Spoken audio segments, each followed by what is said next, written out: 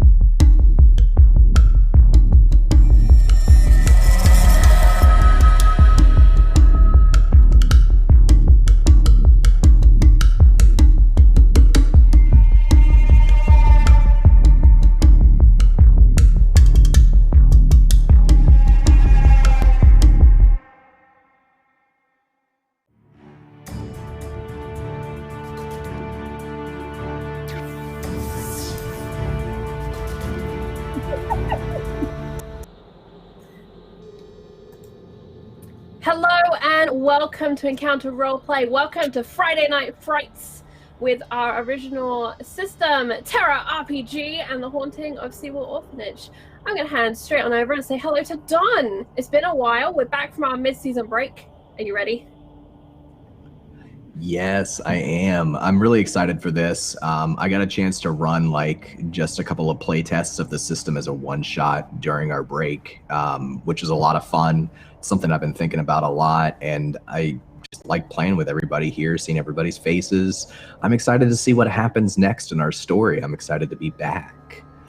So if you're tuning in for the first time, I'm Don. I'm going to be the narrator today, and we're going to play this original horror game. This terror RPG is what we're kind of loosely calling it right now. And you should know it's an entirely improvised storytelling game. So it's an RPG, but there's no pre-planned plot. We all share the narrator responsibilities from time to time, and we're playtesting the rules every single week. We're making adjustments based on what we learn and the feedback we get in chat and on Discord. So if you're watching the game on VOD or you're watching the game live and you have some thoughts about the mechanics or some questions about how the game works, please hit us up on Discord and let us know what you think. I love to talk about this stuff. And then we also have a world anvil for our setting, which is Pretty Marsh Harbor. It's an island off the east coast of Maine. And there's information there about all the characters, all the different locations in town. You can read the rules for the sort of core rules of the game that we're working on the world anvil. Check it out there. Yeah, that's it for me. I think it's about time to return to the year 2020 in Pretty Marsh Harbor and meet our family and the awesome friends who will be playing them. So let's go around. Hi, Ray. Welcome back. Hey. It is so good to be back. I've missed this game and everybody so very much. So I am Ray. I play Staley. You can find me over anywhere with a brick. And yeah, I'm ready to dive in. Awesome. And there's been some fun chat between sessions too about the differences between the teenage versions of all of our characters, which is what we've mostly seen so far in this game, and their adult versions 10 years later, which is what we'll be seeing today. And I'm really excited for some of that to come out and see how the characters are the same, how they're different, maybe get some hints or some flashbacks as to what they've been up to in the past 10 years. But I'll let the players reveal that when they think the time's right. Let's go down to Josh. Hey, Josh. Hey, buddy. Hey, dude. How are you doing? I'm good, man. I'm good. Thought I'd throw it back to you. See how nice and considerate I am towards the Dungeon Master? Remember that, please. Yeah, hi everybody. My name is Roleplayers_TV, aka Joshua, and I am here. I am not deflecting. Don't even pretend that I'm deflecting. Please ignore the deflecting. So, speaking of deflecting, I will be deflecting everything with fancy ways because Jacob is back in 2020 and he's got all fanciful and stuff. And it's gonna be great. It's not gonna be awkward. And think of the children, Don. Just think of the children. That's all I can say. Yeah, please. I always do. Awesome. Let's go. Lydia. Hi, Lydia. Hi, Don. I'm so happy to be back. I'm playing Wren. I guess she's 24 this week. Anyways, I'm Lydia. You can find me on Twitter and around the internet at Lydia Heals. It's mainly pictures of my dog.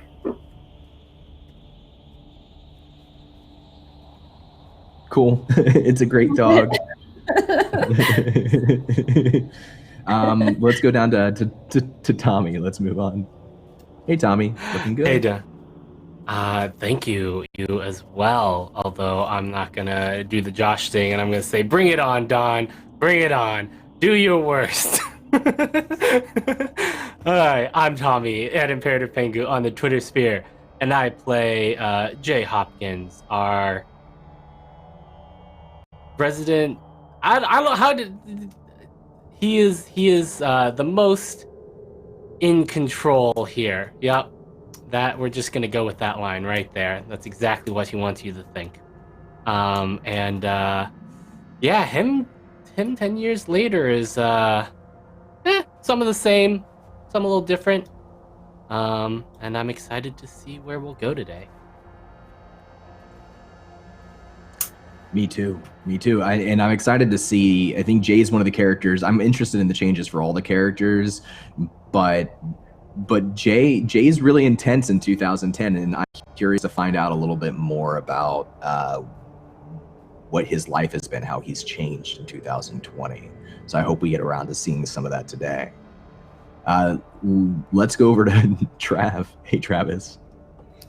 Oh man, what's up? Producer Trav here. Playing Merrill Gross, heir to the grocery store fortune, whose parents were killed under tragic circumstances on their yacht when Merrill was 16, turning 17. And now it's 10 years later, and we left it intentionally murky as to what Merrill has been up to for the last 10 years, other than driving his black 1961 Cadillac DeVille with white leather interior. And it's hot on the outside, but it's nice and cool on the inside. So you know how it is. I'm ready to rock and roll. I'm glad to be back. I didn't shoot anybody. I swear to God.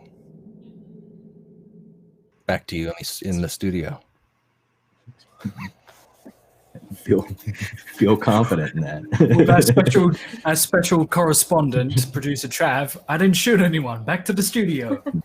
There's not an It's always good to episode preface called that. Merrill's got a gun or anything. Nah. Right. I'm a Last but conscientious not objector. least. Oh.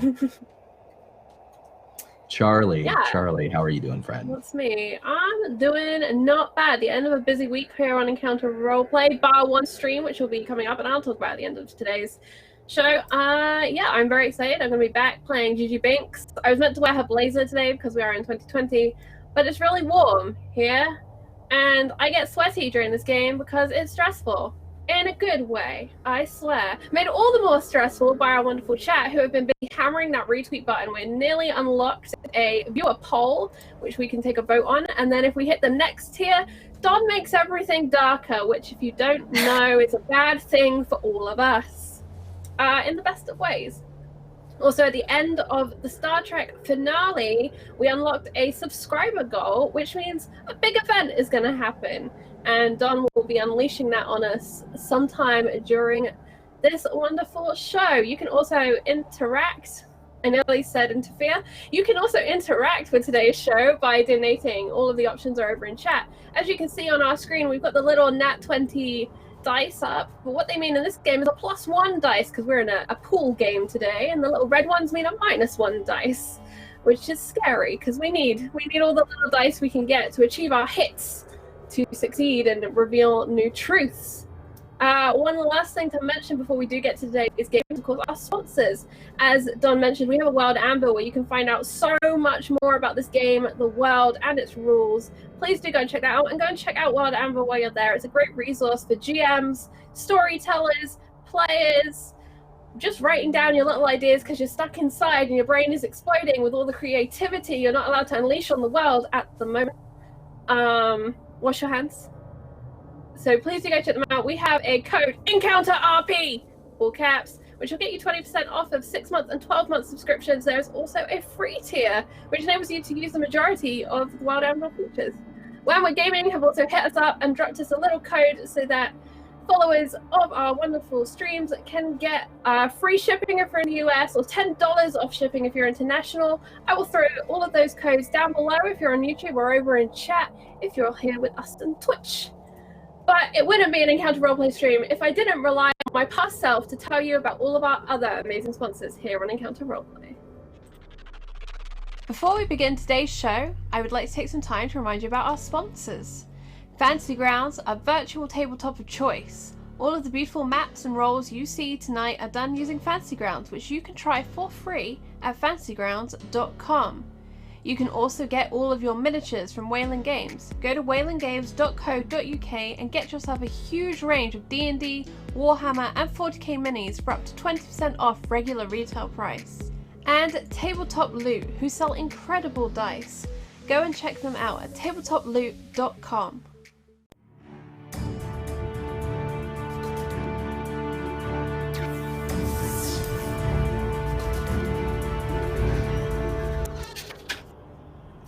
A little liquor gets you there quicker. Done. Well, let's get started for tonight. So just as a little recap, because we are coming back from our mid-season break. In our last session, the foster children of Seawall Orphanage faced a monster, a supernatural madman who appeared to be their neighbor, Mr. McGinty. The children were brave, they protected each other, and drove him into the sea, where he vanished beneath the waves. They saw many other strange things that night. The great claw of a gargantuan crab rising up out of the ocean, silhouetted by eerie moonlight. At the top of the lighthouse, Jae met the ghosts of the settlers of the island in the town of Pretty Marsh. They all spoke a blasphemous name again and again.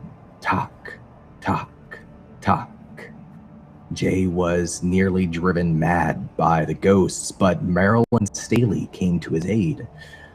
The weight of the three of them on the platform at the top of the lighthouse caused the lighthouse to collapse, the platform to fall to the bottom. And what happened to them next, no one knows. Not even I know. We moved forward 10 years into the future to the year 2020. Our foster family reunited in the middle of a frozen winter on the same shore of Pretty Marsh. They gathered there by the old ruins of the lighthouse, back again for the first time since that terrible summer of their youth. They don't remember how the summer ended or how Pretty Marsh Harbor came to be a ghost town the way it is now. They only remember what we've seen in game, all of the events that have led up to this point. But as we continue to play, more and more of their memories will return and they'll rediscover them. So we ended last session with an old, haggard, bearded man wandering out of the woods, scaring off a wild dog with his shotgun. It was a much older Gigi's father, a man named Doug Binks, a man she hadn't seen in a decade. He looked at Gigi with a bit of madness in his eyes, and he said, you shouldn't have come back. You shouldn't have come back.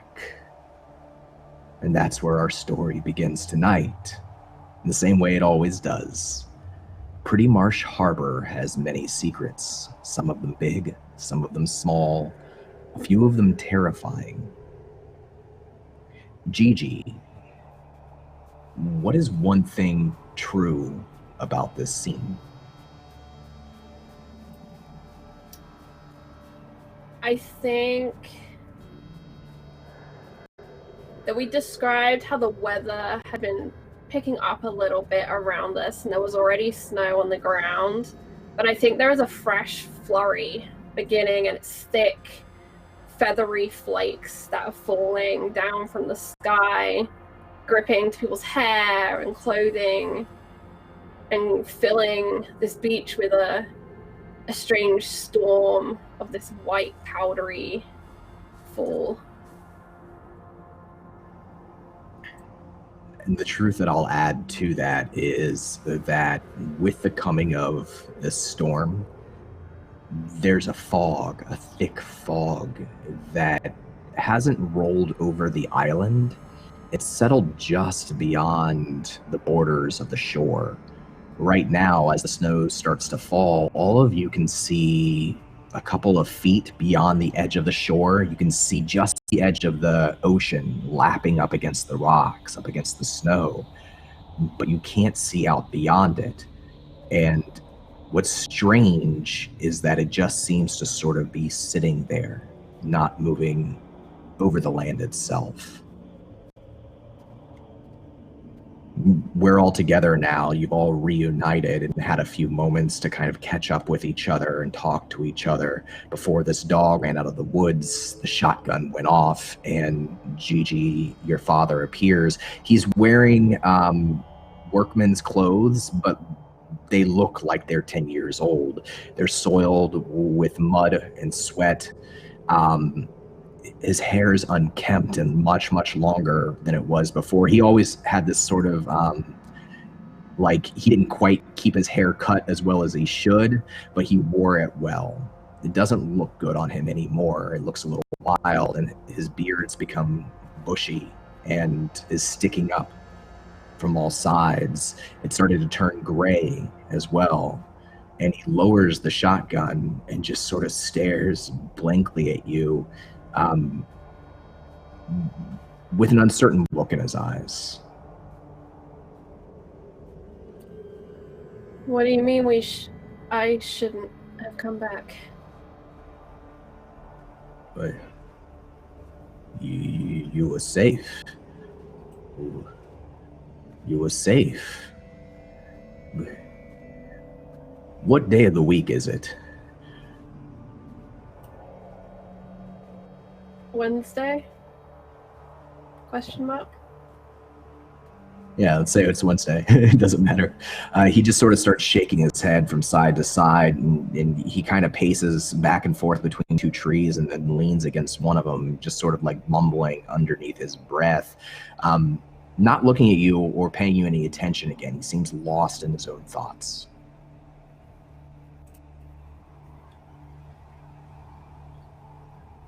What makes you think we were safe somewhere else?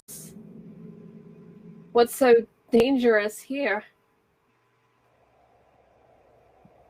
He turns and looks back over his shoulder at you. Cocks his head to the side and says, you ain't been here. I looked for you for months, longer.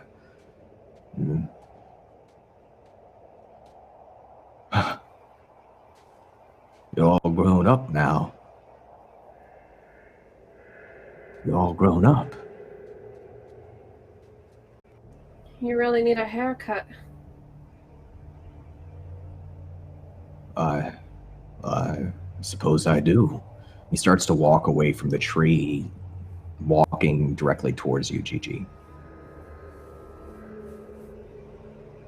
Last time I saw you was Ma's funeral. Right?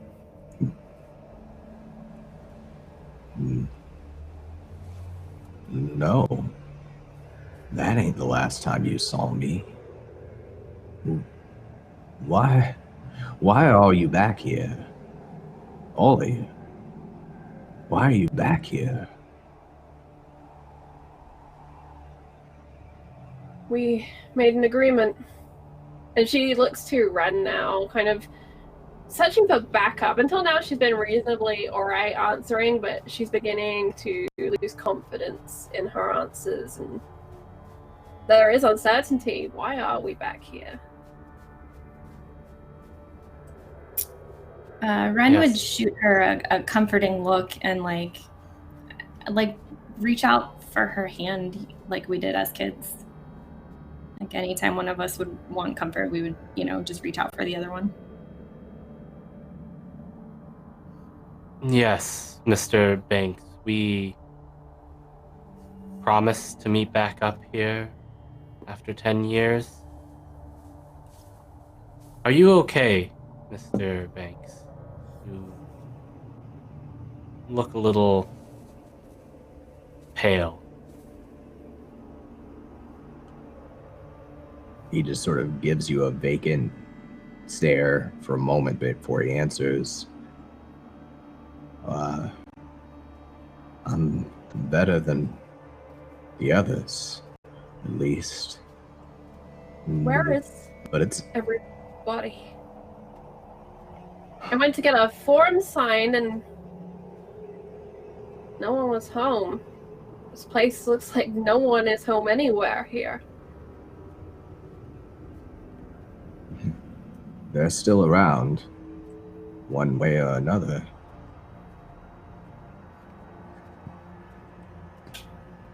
But it's not real safe to talk here.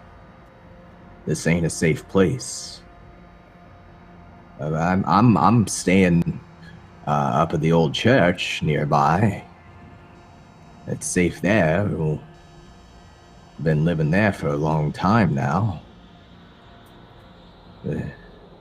Mother of the Sea? Don't have... yeah. That's what it was called, something like that. And now it's just my home. Used to have a few others, and just two of us now.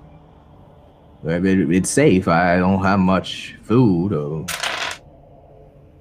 much comfort there, but if you'd like to come, throw down some clothes for you to sit on, and at least you'd be safe. You're all grown Safe up now, Gigi. from what, Mr. Banks?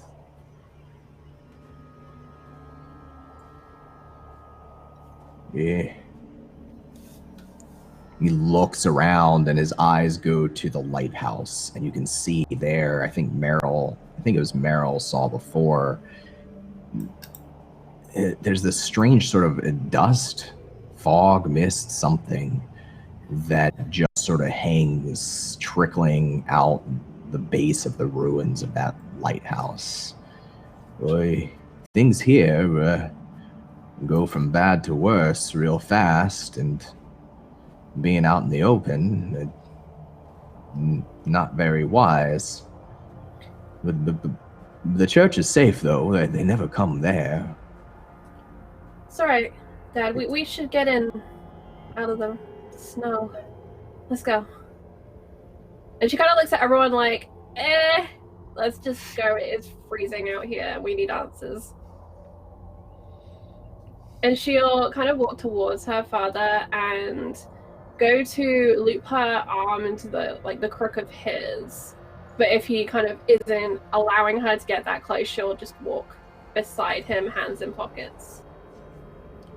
Yeah, he sort of freezes, he locks up when you approach him, and you loop your arm inside of his arm. It takes a moment, but then he just sort of very idly tightens his arm to his hip and gives your hand a little bit of a absent-minded pat with his own hand, and then he just sort of turns and begins to slowly, with a bit of a limp, guide you towards the woods. I'm curious though. So, for what's everybody else's current? Describe your character besides Gigi, as she's walking off with her father. Let's go around in a circle and describe what your character looks like. Maybe what their reaction in this moment looks like, or something that they're thinking as well. Let's start with Staley. Oh geez. Okay, so Staley is standing there, hands in pocket. She's got a beanie on, a jean jacket, a hoodie, just some tattered black jeans and some black boots on, like nothing fancy. She's staring at Mr. Banks and Gigi's interaction, just so confused. And as soon as he says something about the church, her eyes go wide and she just looks over towards Jacob.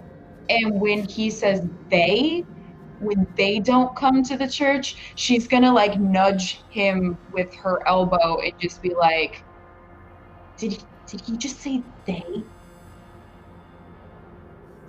As Staley nudges against Jacob. Jacob is just staring off, probably towards the coast, towards like the waterline, and all that is really going through his head is he heard the gunshot, and suddenly he's not in 2020 anymore. He's in 2010. He's standing on a beach. He's holding a shotgun in this exact spot, and he can't hear anything. He can just see this.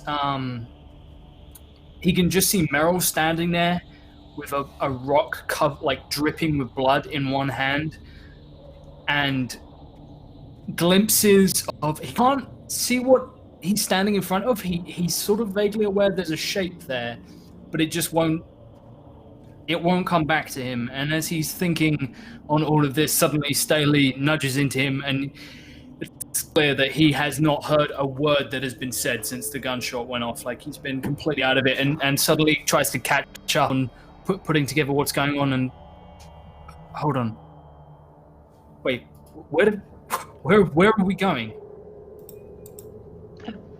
Apparently we're going to the woods because Gigi's dad lives in the church. I don't feel good about it at all. I mean,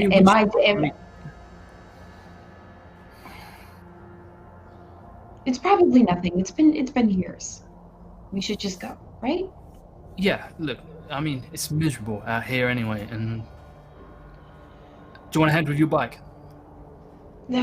It'll be fine. I locked it up. It's probably better out of the woods anyways. I'll just walk. And I'm just going to continue to follow everyone if everyone's walking.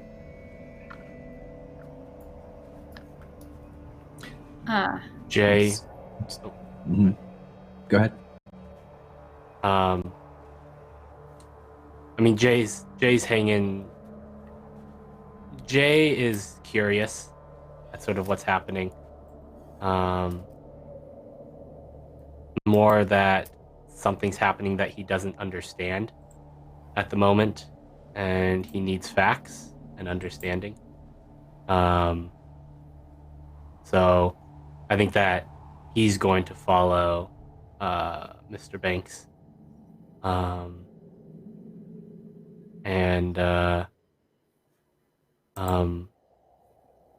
he'll nod towards his sort of darkened Land Rover, just to let his driver know that he's going somewhere. And Jae is older looking, a little bit scruffier than before. And he's sort of got a little bit of a fringe going on. His hair is no longer cut perfectly and sort of styled to the side. It's sort of just grown and loose. And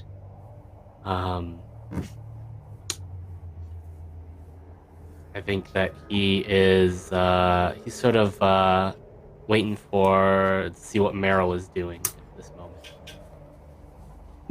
Before we jump over to Merrill, Jae, roll me smarts.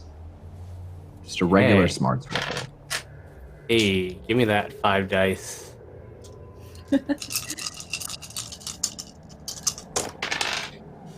All right, that is a 6. All right, yeah, and you just needed a 4 or above for a regular roll. So as you are looking between Merrill and between your driver and your car, what's something that's true? Name one truth.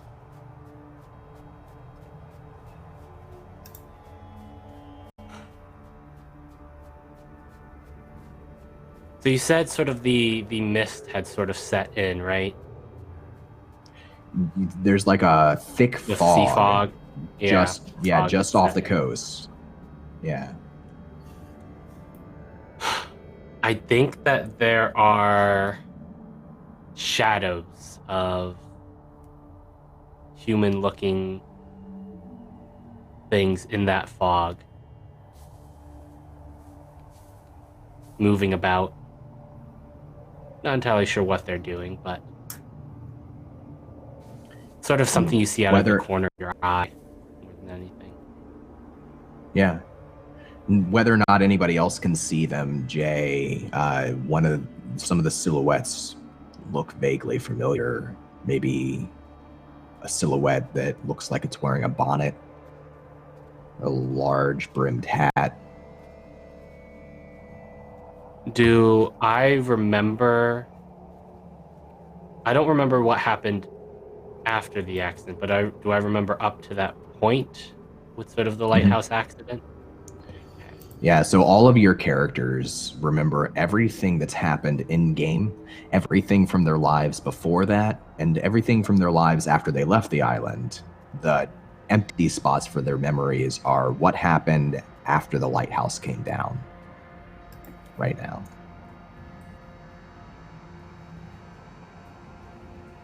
Jay will sort of look around at everyone. Perhaps it is best to get out of the weather. It's a bit cold. It wears on the leg a bit. I'll sort of nod to what the one thing I forgot to mention earlier in his description is the fact that the leg that had been shot beforehand as a kid, and then consequently most likely somehow further damaged in the collapse of the inner of the lighthouse, is damaged, and so he has had a serious limp for a while, but he has built his sort of own exoskeleton for the leg, and it's sort of just like a little brace. It looks sort of like a metal brace that has like sort of a little bit like hydraulic bits that help him walk a little bit more normally, take a lot of the stress off of his leg in the area that was mangled. Love that. But as he says that, let's jump over to Merrill and check in on Merrill. So what's Merrill look like? What's he doing? How does he react to this moment? Merrill is in a black downtown Burberry top coat, sweater, buttoned at the neck, slacks, boots. Leon in the professional stocking cap, like the wool watch cap.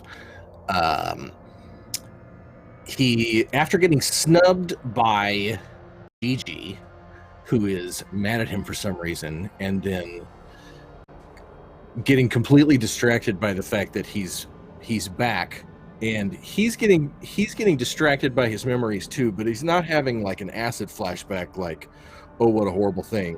It's very calm. It's very peaceful. There's fog everywhere. He loves this weather. It just starts to kind of walk off to the side, like turns to a 90-degree angle and kind of walks off, and is thinking about how long it would take to walk in the fog to try to reach the edge, and whether or not he ever got that gun back, the nickel-plated 22 around here. He can't quite remember. Something about it being like on the ledge, or did he get it back? And he's trying to remember whether or not he ever actually got his dad's gun back, and then gets distracted again by Jay talking to him, and looks over his shoulder to see everybody talking to some old man, and I guess heading up the hill or doing whatever they're doing. And so I turned to Jay. I was like, I'm sorry, did you say something? We should perhaps go with Mr. Biggs and get inside. Yes, Gigi's dad, Gigi's father. He is fun. Strange. Oh, sure. Okay, sure. It's chilly.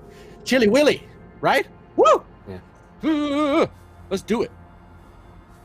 Just kind of kick my knees up and, ignore the fact that he's clearly trying to engage me further. I thank you for that donation, giving everyone an extra die that they can use. I'm sure that they're going to need it before all is said and done. Before we catch up and move through the forest, let's check in finally on Wren. So what's Wren look like and what are they thinking right now? Anything you want to share about this moment as the group starts to head off into the woods? Oh boy. Yeah. So Wren is 24 now. She probably doesn't look all that much different than she did at 14. As she's grown, she dresses a little bit more adult. She tries her best with some makeup, but still is kind of just a big kid pretending. I think in all of this, she doesn't quite know what's going on. Like, she was really young when everything at the lighthouse happened, and really all she can remember is Gigi in the water going towards the man with the bag on his head and just like in a blind rage, like running towards him. And then I think there's all these lapses in her memory, and all she can remember is just Jacob carrying her out of the lighthouse. And, that's it. So she's confused on all of the politics here and on how people are feeling about each other. I think more so than anything, she's kind of just watching Gigi and trying to read Gigi's reaction and just feeling a lot of empathy and worried that Gigi seeing her dad like this after 10 years and her dad's in these, dirty work clothes. She's just worried about how Gigi's doing, like mentally with that, and not so much paying attention to anything else. You're catching up to Gigi and her dad, who are kind of in the front, leading the way through the woods, and same shortcut that I think probably all of you have taken before, certainly Staley and Jacob, to go from the lighthouse to the church, the same path.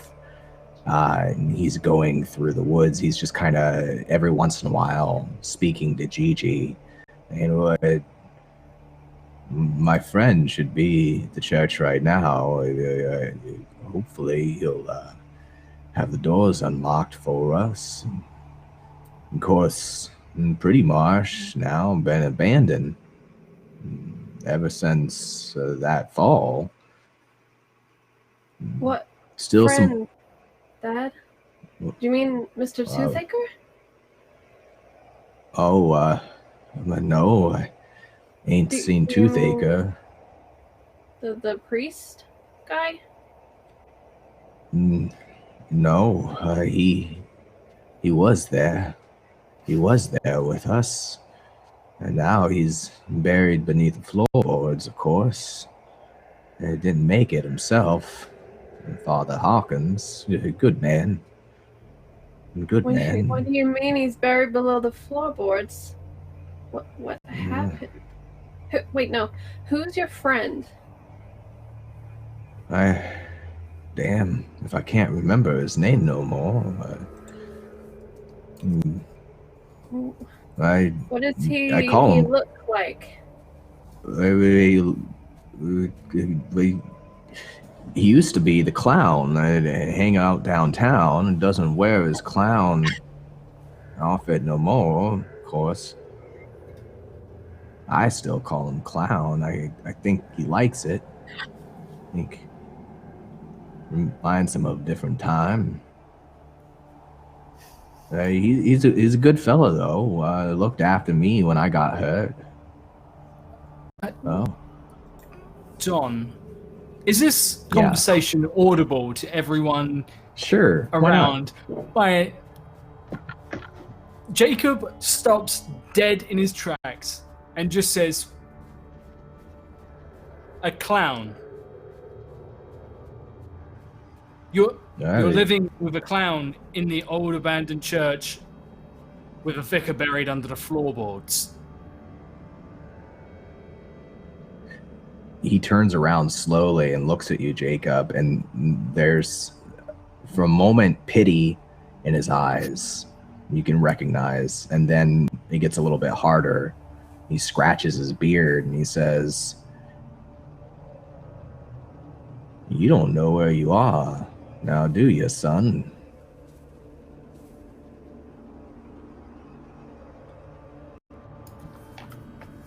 Gigi, can I talk to you for a minute? Sure, yeah. And Gigi's gonna look to Wren, hoping that Wren will kind of take her place with her dad, because she's very concerned that her father has clearly lost his fucking mind. Yeah, Gigi Wren would pick up on what Gigi was wanting, and she would kind of speed up to go and walk next to Mr. Binks, not really knowing what to say. Kind of awkward still. She'd, kind of look up at him. Yeah. Hello. Hi, Mr. Binks. Do you remember me? Yup. Wren. Yeah. Yeah, I shared a room with Gigi. She was like my sister, my best friend. Right. Yeah. Real lucky to have you. She was. Oh, I was the lucky one.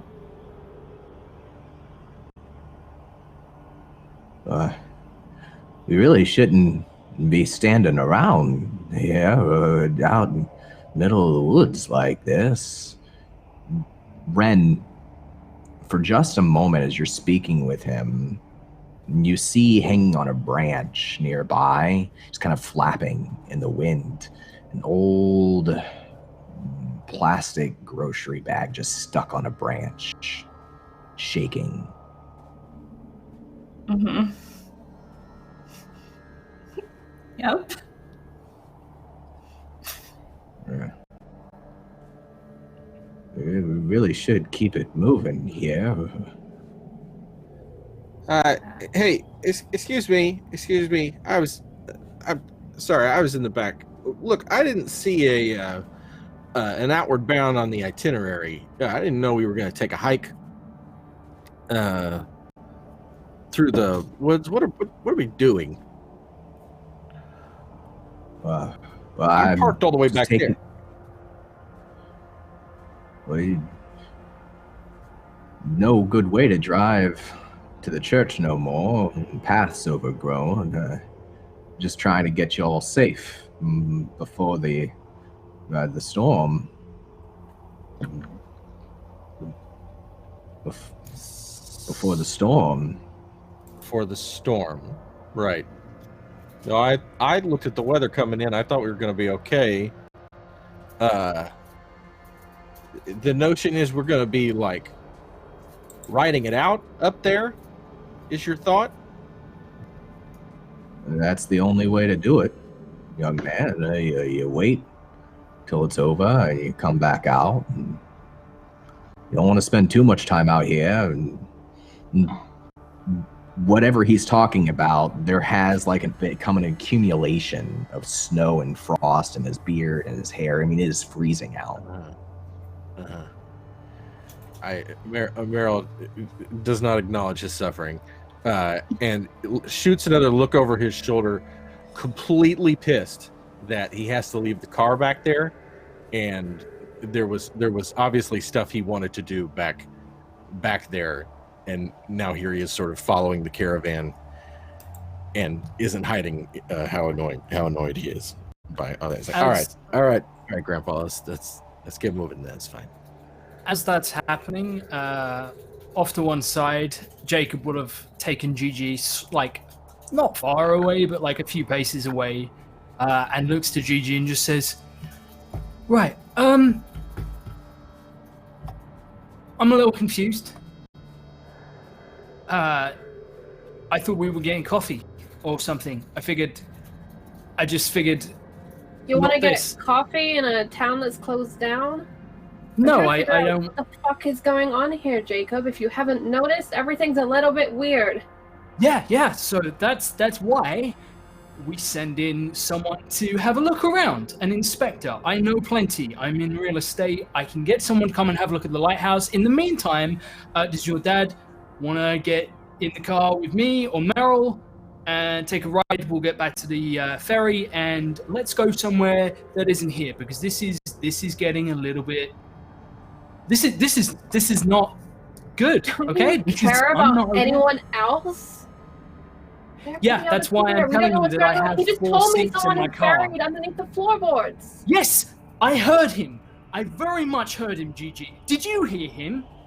Why the fuck are we walking in that direction? Sorry. Look, Gigi, I'm sorry, and I know he's your dad, and I know that he's always tried his best. But we need to be reasonable here. Have you heard from your dad, Jacob? There's a difference, Gigi. Yeah, there is. I give a shit about mine. I'm going to the church. You can go wherever the hell you want. Is this argument loud enough for others of us to hear? Oh, it's supposed to be quiet, but yeah. I don't believe Jacob. I don't believe that there is going to be another ferry for an old look at a watch he has. And we said there were 2 ferries during the off season, right? One in the morning and one in the late afternoon. Yeah, it's like dawn and sunset, basically. Yeah. I don't believe there's going to be another ferry for at least a few hours. And Gigi, you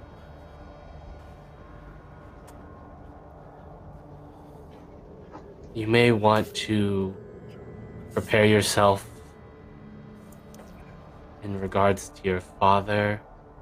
At my best guess, I'm not a medically trained doctor, but I work with brains quite a bit.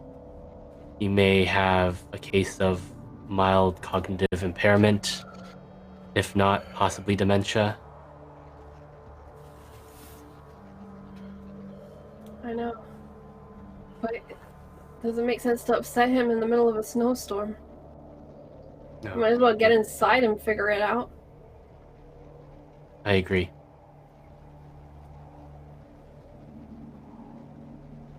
And thank you to Kitchen, who just donated it looks like a boon for Tommy. Thank you so much, friend. Perfect. Let me mark that down. Hold on to that for later. Okay, can I ask a quick question here? Have we made it so far into the woods that I can't, like, that if he's gonna stay overnight somewhere, can he grab something out of his car? That's like the whole. Yeah. Are we so far away that he can't, like, sprint back to the DeVille and get something out of the trunk? No, totally can. So here's the deal. He's taking you to the church. Charlie can pop up the map too. We can show that to the audience. Yeah. The church is relatively close to the lighthouse, and there's a direct old path through the woods to it. I imagine you haven't gone too far yet. So if you want to, say like, hang on, I'm gonna run back to the car real quick and grab this, you absolutely can.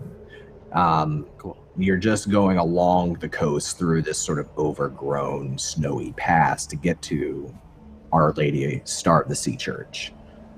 You know the way. Sure. Yeah, it stands to reason we've been up there once or twice, and I'm like, just turn to Jay. Be like, look, if we're gonna be overnight up here or whatever, I gotta get something out of the trunk. So just like, I will be back in a flash. Okay. Don't go running off. And then glances at the leg. And then I run off. You would all see Merrill run back towards the area you came from, and Doug, the old man, older man, just kind of gets a little agitated and waiting, and kind of rubs his arms and says, "Well, I'm gonna go. You can follow me or you can't, but not a whole lot of time." Just starts crunching his way slowly over hard-packed woods. Does anybody follow Merrill as he's running back to the car? Okay. Jacob. Jacob, as you're running towards Merrill's gets a head start on you a bit, and you're kind of moving as quickly as you can to catch up, I imagine. You do see just out of the corner of your eye something you didn't see on the way here. There's a nude mannequin, plastic mannequin, just kind of standing in the middle of the woods, between a little grove of trees, and there's like an old wig that's been placed on it that's kind of become like muddy and frozen in the cold.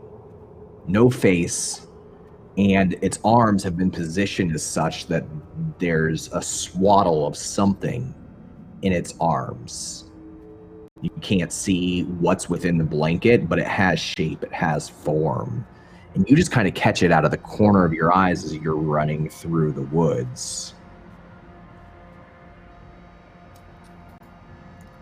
Jacob pretends that he didn't see it, even though he knows he did. But he plays it off to just, it's his imagination. It's things, this place creeps him out. It's just playing tricks on him. And he doesn't look back at it, because he's not sure what would be more terrifying, confirming that it is there or it not being there. Neither of those prospects are welcome to him, so he just keeps running, but like has this building, genuine, sickening feeling in his gut. And he will catch up with Merrill, and it's called Merrill. Huh? Oh, Buddy, hey. I'm gonna run to the car. Beautiful. What? Yeah, cool. Lovely, beautiful car. Tell me you've got a tire iron. They're here. At last they've come. You need a tire iron? Yeah, I got a tire iron. Somebody owe you money?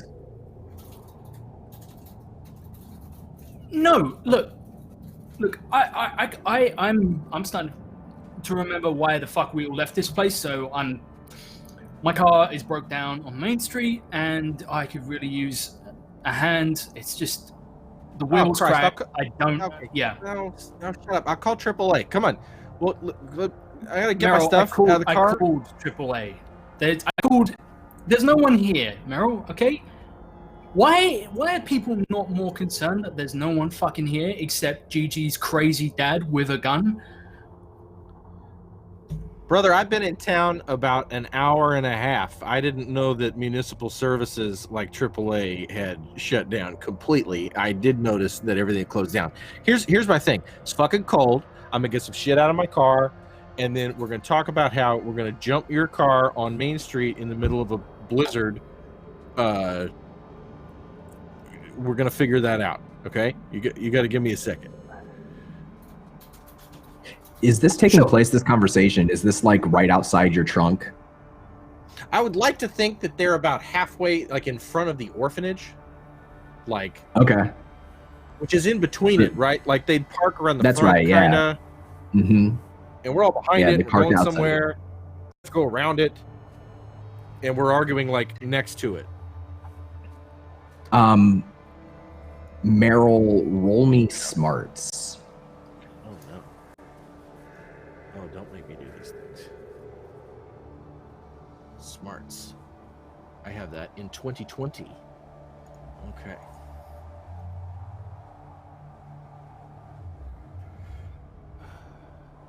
Okay, I got a 2, a 4, a 1, and a 5. Okay. So as you and Jacob are having a conversation, having an argument, almost back to your car, you're kind of like looking around and gesturing around. Add one truth to this scene. The truth is absolutely that Merrill is distracted by the fact that it has occurred to him as he was walking back before Jacob called him that he can't remember whether or not he ever got He thinks it might have been a shoebox out of the orphanage. And for the life of him, he can't remember if he got what was in there out. And he's remembering that there was some stuff in there that he would really like back, and he didn't even really know where they were or that he had lost them until really this moment. And so he's kind of burning, and if all of the people who are there he's there to see weren't off doing a thing, he would completely be ransacking the orphanage right now, and instead has to go get his kit out of his trunk so he can go on some sort of bullshit exploration to a church, because apparently there's inbound weather, and he specifically looked at the weather to make sure that this wasn't going to happen. And so he's basically burning up inside, and now Jacob wants a tire iron, and he's just like shouting at him in the snow like a kid. Like, I get it. You want to jumpstart your car? We'll figure it out. Let me get this thing, and then we'll figure out whether we want to walk down to Main Street. Yeah, sure. The truth that I'm going to add to this scene as the two of you kind of collect each other and come up with a plan is that you hear the crunch, and then something a little louder, snapping of a tree behind you in the direction you came from. And you see ambling out of a thick grove of trees. Between you and the rest of the group who are further into the woods, a large snow-covered black bear just crunch through a large branch and start to just kind of grumble a little underneath of its breath. It starts to sniff around, and it turns towards the two of you. Maybe 30 feet away.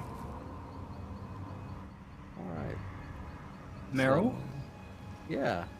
No, there's a friend. We have a friend here. We have a good new friend. So here's what we're going to do. And Merrill's hand is creeping up behind his waistband, behind his coat. Merrill, you remember when we were kids? Oh, you were kind of crazy. Tell me you're still kind of crazy. Oh, I'm the wind, baby. I'm a fucking maniac, and I will take this thing down right now. But you're going to have to not move. And we're going to gently backpedal around the side of the house. And if he starts looking at us, well, we'll deal with that. So we're going to go into a gentle heel toe. And I'll just like really casually start moving around the house toward the cars. The bear looks in your direction, and Jacob, to you, as you kind of have this white cloud coming out of your own mouth every time you take a breath, there's a cloud that kind of just drifts out of the bear's mouth and then goes back in. It's a crimson sort of fog comes out of its mouth with every and it's watching you, Jacob, as Merrill starts to sneak back. Jacob, what do you do? Jacob stands completely still, and as Merrill starts slowly backing up,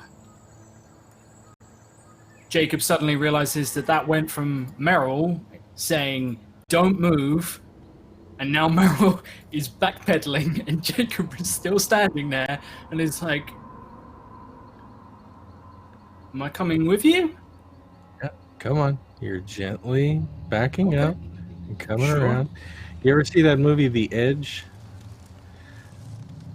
No, I'd really like to, though, Merrill.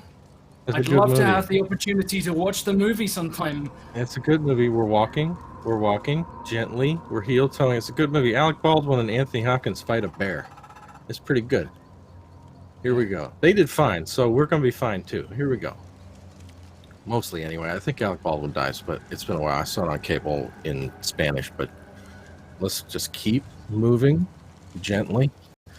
And by now, Merrill is ready to draw his firearm in holster behind his in the small of his back, but hasn't yet. And I'm just going to try and casually move to the car without Also instigating the backing beast. up. All right, And so maybe- what I maybe you want... just plug it up as I've got your shirt. Maybe I've just gently got your shirt tail right here.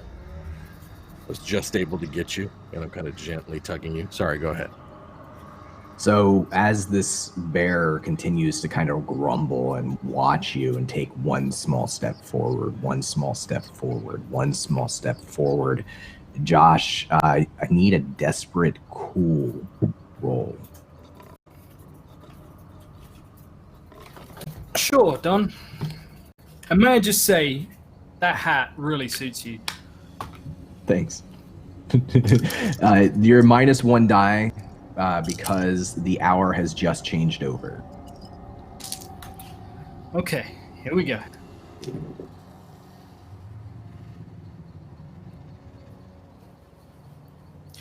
That is 3 1s and a 4.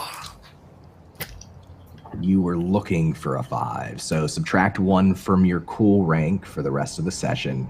And the truth that I'll introduce is that you panic and you let out a sound. It's just a sound of fear. And that is enough to instigate the bear, which roars and begins lumbering, running through the woods directly towards you, as Merrill, I imagine, is going for his gun.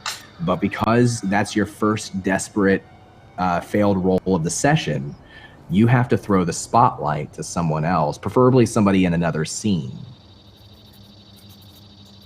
Okay. And we'll come back to this. I am going to throw the spotlight over to Wren. We're going to go to a happy place. Let's go to Wren. All right. So, and this is totally up to you. But here's how I'm imagining spotlights for 2020. You can do our usual thing where we kind of go into a memory or a feeling or what they're thinking right now, Wren. Or if you want, you can share a memory from the 10 years, like a flashback, something specific about the past 10 years of their life, something they did after they left the island. That might be important to who they are. Whatever you like. Oh boy. So if we flash to Wren, I think that Wren right now is going to be walking with Gigi's dad, Mr. Binks, towards the church, right?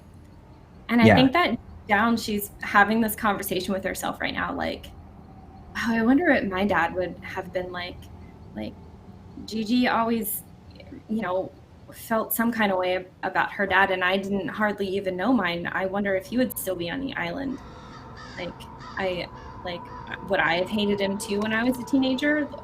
Would I have even ended up here? She's having this internal monologue about what her dad would have been like and what it would have been like growing up with a dad, even if it was kind of like a loose dad like Gigi's was.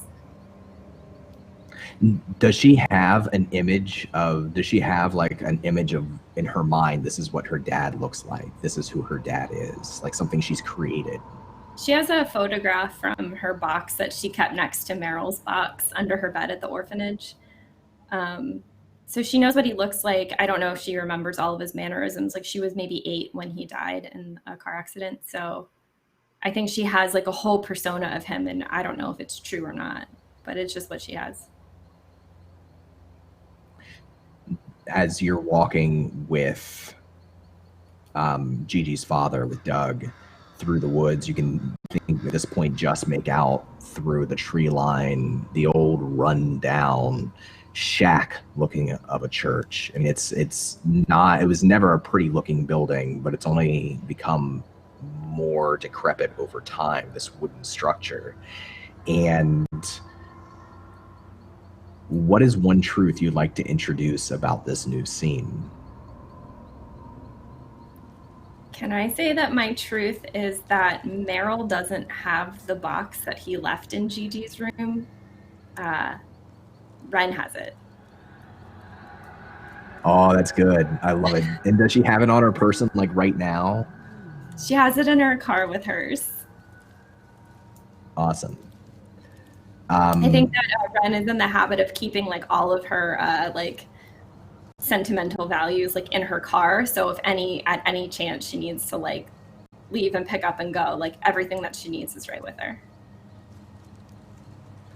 The truth that I'm going to add to this scene is that as you're sort of remembering and wondering what your father would have been like, and Doug is kind of mumbling to himself beneath his breath, very similar to a time on the shore, out behind the church, just sort of standing at the edge of the graveyard. It's behind the church, which is just buried in snow. You can just make out through the falling thick snow what looks like your father. Just like in that picture, same clothes, same face, not aged a day. It reminds you in that moment, Wren, of when you looked down at the shore and you saw Miss Toothacre standing there, her arms wide. And his arms, at least they seem like they're spread out, welcoming you in from a distance.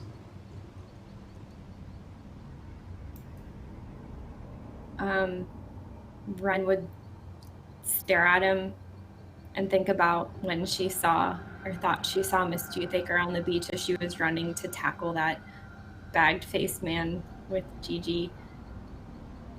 But I think that she would feel more compelled to go towards him than she did Miss Toothaker, like that's her dad. So I think that she would kind of look at Mr. Banks, look at what she thinks she saw, and kind of look back and forth to see if it's still there. And if it is, I think she would pick up the pace a little bit and be a little bit transfixed. And he's moving towards the front of the building. This is out back.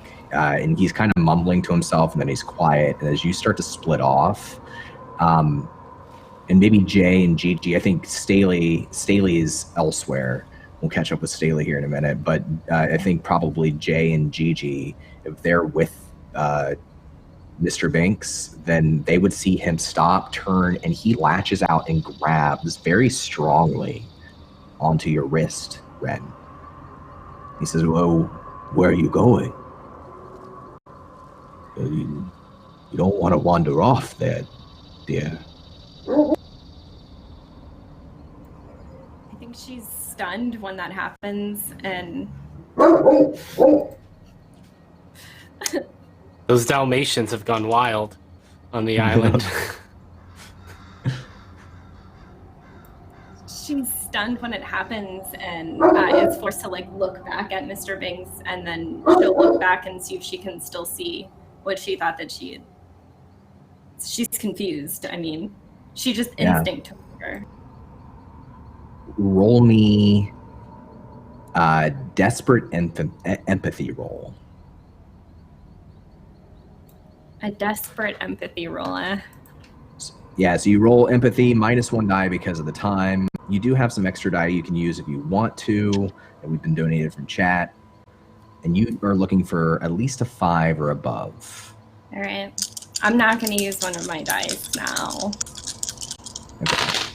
Oh, I got a 6 on one of mine. Okay. So as you're grabbed by Doug and you look back, you get to name the truth here. You get to name what happens next. So Mr. Banks grabs Wren's wrist and it stuns her, and she looks back at him and looks back and then can remember when she saw Mrs. Toothaker on the beach that day when she was young, and remember that, you know, Miss Toothaker was dead. Your dad is dead. It's not real. Like, you have to get to the church with these people, that these grown-ups that you grew up with, and figure out what's going on. Why are we here 10 years later? Like, the the realization and the reality, I think, just kind of sets back in. And perhaps because of that, or perhaps because of something else, as you glance back in the graveyard, there's nobody there. Let's catch up with Staley real quick. So I got a message. So Staley, what have you been doing? Where are you going? Where are you up to? So originally when we stopped and Gigi kind of went off and had the conversation with Jacob, and then Jacob and Merrill ran off, she's just been kind of like hands in pocket, like dissociating a little bit. And in that dissociation, she has kind of the recollection of the last time that they were all together and everyone split up, and then all that bad stuff happened. And like, it's making her apprehensive, but there's this like little beat of naivety in her mind where she's like, we're older now, it's fine, we're adults, we know how to take care of one another, like we'll be okay. And she's just like scanning the whole area. She's like looking around, physically moving in a circle, and just wants to take in every part of the environment that she can and see what she sees. Absolutely. Roll me smarts. Oh, I'm going to use an extra dice. So that gives me, I normally have 4 minus So the 1 4. plus 1. Yeah. So I'll have 4. Okay, I got 3 2s and a 1. Yeah. So Staley, as you're kind of scanning around, you look between 2 trees and you see what looks like it looks like a swaddle of clothes with something inside of it. Like maybe it looks like it could be a swaddled baby, but there's no snow really accumulated on the clothes, so it must have been placed here recently. You can't see what's within the bundle, but it's just laying on a tree stump. She would kind of like look around and do a double take, like look away from it and look back to see if it's still there, like if it's even a thing. And if it is, I think she would feel inclined to at least go over to look at it. Okay. And it's completely wrapped up. You'll have to unwrap it. And it's actually tied pretty tightly, too. Then she will pick it up and bring it back to where Jae is, unless Jae has started to walk off with Mr. Binks and Wren. And she'll kind of just bring it back to that central location and plop it down and kind of contemplate what to do with it. It's got weight to it. Like, is it heavy? Maybe on the lower end of a bowling ball. Okay. Well then, yeah, if it has some weight to it, she would probably just try and open it there. She would be like, oh, I shouldn't end up moving this, and just try and untie it if she can. Let me ask Jae, because this is your choice. Are you up with Gigi's dad, Wren? I imagine Gigi, unless you want Gigi to be elsewhere. I Or think are you once she'd back unmoved hanging? Jacob, she would have just moved to catch up. Yeah. Okay, so if they're up front, the 3 of them, are you up with them, or are you back with Staley? I think that Jay's probably lagging behind a little bit, even with the sort of the knee brace, the knee exoskeleton bit. He still doesn't quite move as fast as the rest of the group, and I think he probably would have noticed Staley not being with the group either. They figured Wren's got Gigi up there, he might as well sort of like lag behind and wait for Staley to catch up. So he's not, he's moved slowly forward, but not like he hasn't like a lot. You're doing that. He's that thing when you're waiting for that one friend, but you're also trying to keep an eye on the rest of your friends.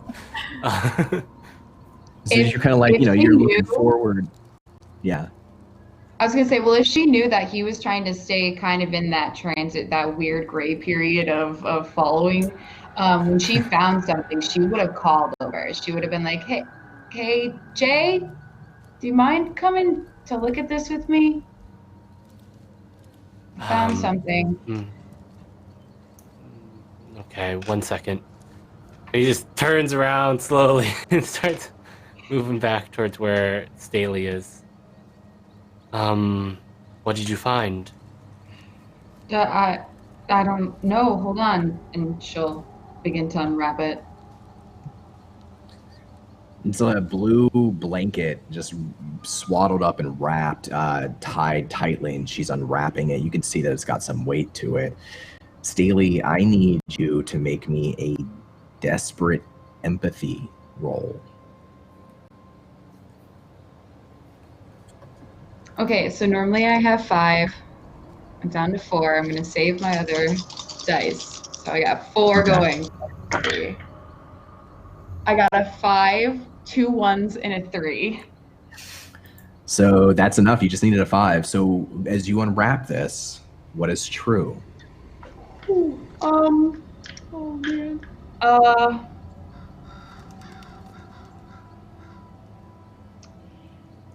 As she unwraps it, I think it resembles the box, unknowing to Staley, but it resembles the box that Mr. Toothaker gave the cat to Gigi in for her birthday. Like the same kind of like crappy wrap job, same size, same shape. But she doesn't know that. It's got She's like a couple of holes poked in it. Yeah. Yeah, and like a really sort of shitty bow on top. Doesn't really match the rest of the wrapping. That's what you see.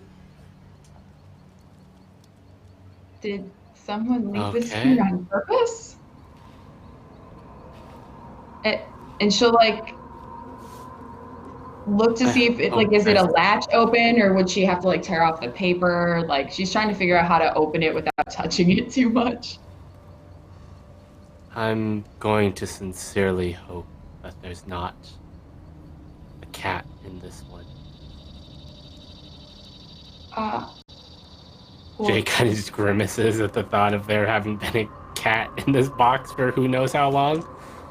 I mean, we should check regardless if there's a cat inside. Especially, we should probably set it free. Might be a sick prank. It could be dead and decayed and possible carrier of who knows what.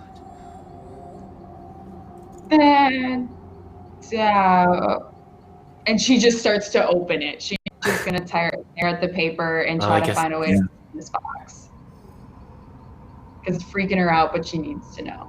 Well, I guess it's no tear it longer open. shooting your cat then. You open the box, and inside is not a cat. It is a book. Old, thick, leather-covered book. Heavy. Does it look familiar? Book. It does to Jay. She takes it out and just kind of like holds it and looks over it. It's a book. Why would someone hide a book in the woods?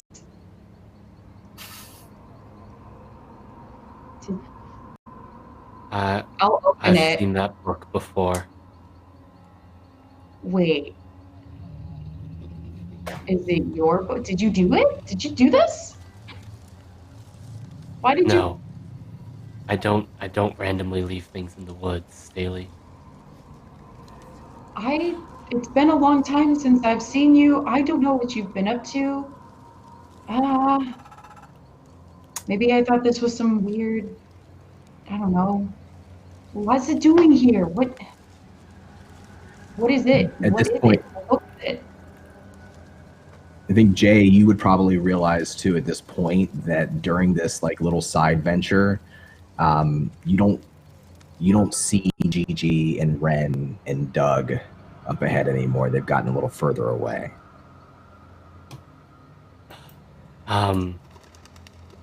Here, why don't we catch up with the rest of them, and we can. It's not my book. It's not my. I've seen it before, but it's not my. Staley, do you think that I would leave something like this out in the woods? Me. I don't Pointing know. at himself. I don't know. Why don't we just go Me, catch up? who never let a book out of order, everything organized perfectly. Fair. Yes. I admit I'm not as bad as I used to be in terms of everything needing to be perfectly in order, but I would never leave a book out in the woods in a box like some sort of prank. I'm just trying to figure it out. And she will actually hand you the book. And she'll just start walking. I don't want to be touching it. Oh, Jay pushes it back towards you. No, Jay, that's your boon. That's my boon. Okay. All right. Yeah, she gives me the book. She's just like, this is useless to me. If you know what this is, Okay. take it. Yeah. No, I mean, no. Jay wouldn't push it back. Jay is still curious about that. He remembers a little bit of seeing the book, but like everything's fuzzy from that time, and he doesn't remember what happened to that book afterwards. So Jay will grab it and then look at it for a moment, and then just tuck it into a coat, into like one of his large. He's got sort of this large, oversized wool coat, hanging off his shoulders right now, and he'll just tuck it into one of the pockets for now. If the two of you are heading back to catch up with the group ahead of you, I'll say to, I think, Staley, because Staley was the one who was kind of doing a hard look around to begin with. You just notice as you're leaving that there's another track of footprints through the snow heading off from the tree trunk in the opposite direction of your friends. What's strange about them is that they don't look like boot prints or shoe prints. They look like bare footprints with toes. That shape. But I want to cut away, as you notice that, I want to cut away back up to Wren and Gigi up at the front of the church. And I think Doug, Gigi's dad, he's like banging on the door and like shivering and waiting. He keeps calling in, "Clown, open up, unlock it. Come on, this isn't funny. This isn't a joke." Gigi is gonna push up and see if she can figure out, like, if she can just push the door open, see what kind of lock is on it. She knows nothing about locks, but it's one of those, all right, move, we've got to get in. Let me see if I can get us in. Sure, yeah. Give me let's call it a smarts roll. I'm normally 3, so I'm down to 2, but I'm going to use 1 off my screen, so I'm back up to 3. And it's just a regular one. Yeah. I got a 6, a 1, and a 2, so that's a success. So you get to name a truth here as you're kind of checking out the door.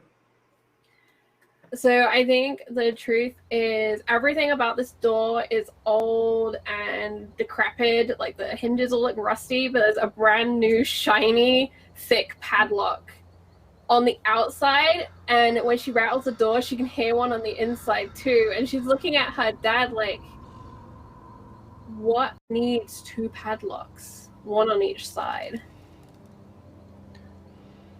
Does she actually ask that question? I think she just gives him the look. She's kind of stunned and glancing around because there's, the noise of everyone else moving.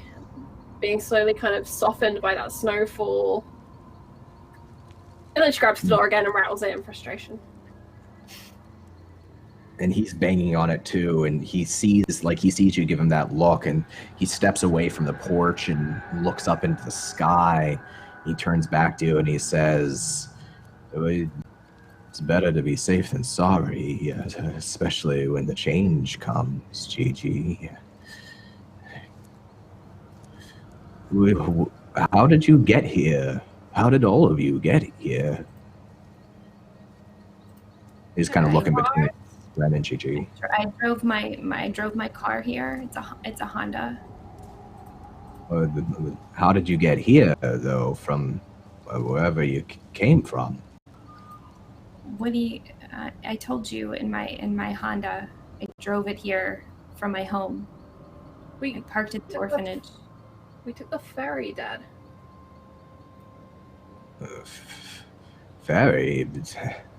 There ain't no ferry that comes here no more. Not one I ever seen, anyhow. Is it coming back? Can it get us out of here? That's what a ferry does. It goes backwards and forwards, once in the morning, once at night. What did you mean the change? What change? Why did you call someone clown? You said, "Open up, clown." I can't remember his name. And he likes it when I call him clown. It used to be his job. He used to be a children's performer at parties. Gigi leans towards Wren. It's his friend, Birdie. It's who he lives with. Did we ever have a clown at our birthdays growing up? Can't remember.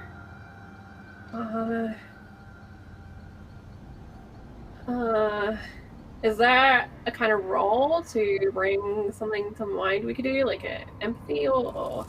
Absolutely. Desperate empathy. Magically remember? Okay. Oh, good. Old Gigi's real empathetic. I'm going to use my extra dice so that I can roll 2. Okay. Here we go. I rolled a 5 and a 2.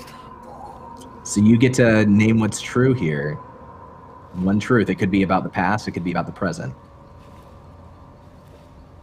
I think Gigi remembers now very clearly Mr. Toothaker dressing up as Santa one Christmas and how he delivered us all like a package of toothpaste and toothbrushes along with our presents. But she doesn't remember any clown. She remembers the guy who stood outside the car wash when they opened one up behind the fire department. She remembers we had that one person one summer who dressed up outside the Waxwork Museum, but that wasn't a clown. She remembers like all these tiny occasions where people dressed up. And she looks at Wren and half shrugs and shakes her head. She doesn't remember a clown. You can't just stand out here and freeze. We're running out of time. And he goes down off the porch and ducks down and grabs, like sticks his hand into the snow, into the ice, and pulls up just like a stone, a little larger than what would fit in the palm, holds it in 2 of his hands and trips a little bit, trying to stumble his way up to the door, up to the lock with that rock in hand. And then everyone, wherever they are, in different places, going through different things, all of you hear at once in the distance, but unmistakable, the siren of the lighthouse begin to sound out over the island. And the lights get darker above, cloudier. No longer looks like daytime. But that's where we're going to take a short break for the cast and come back in just a couple of minutes. Thanks, Gigi. Great party. Great. Love it. Great party, Gigi. Super speedy bio break for us. Have a nice stretch. If you need to go and get a drink, please do so. If you need to refill your popcorn, do that right now. We will be back in 5 minutes. That will be at 1:45 if you are watching live. Or if you're watching on YouTube, just skip those 5 minutes and we will be back. Thank you all so much. Thank you for the donations. The boons and the bangs and the joys will keep coming.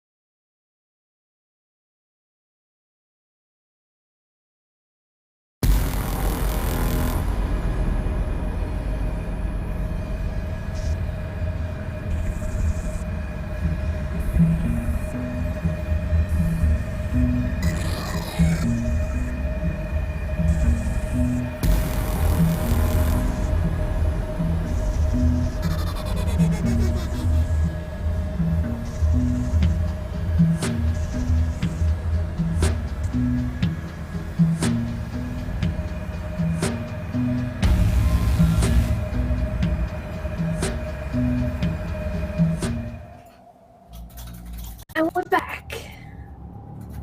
And we're back. We return now to Jacob and Merrill. The bear roars and begins to lumber forward directly towards Jacob. And at the same moment, there's the blaring sound of the lighthouse siren, not necessarily coming from the direction of the lighthouse to your north, but from all around you. The lights darken overhead. It's like the day has almost instantaneously turned to evening, to night.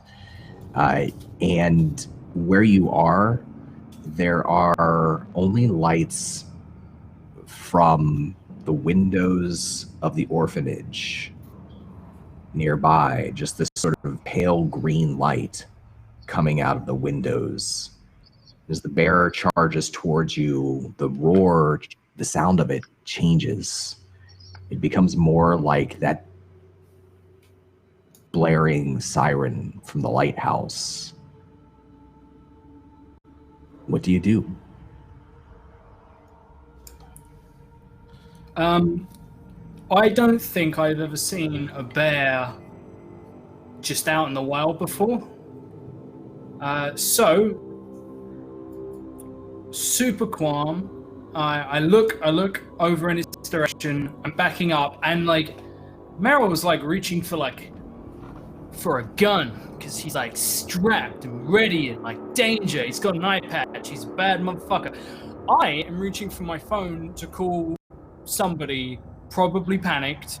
But as it charges me, I just sheer reflex freak the fuck out, and I just hurl my iPhone at it as hard as I can, and then turn and run in the least professional way you've ever seen. Like, just sheer panic, just absolute abject terror onto Main Street.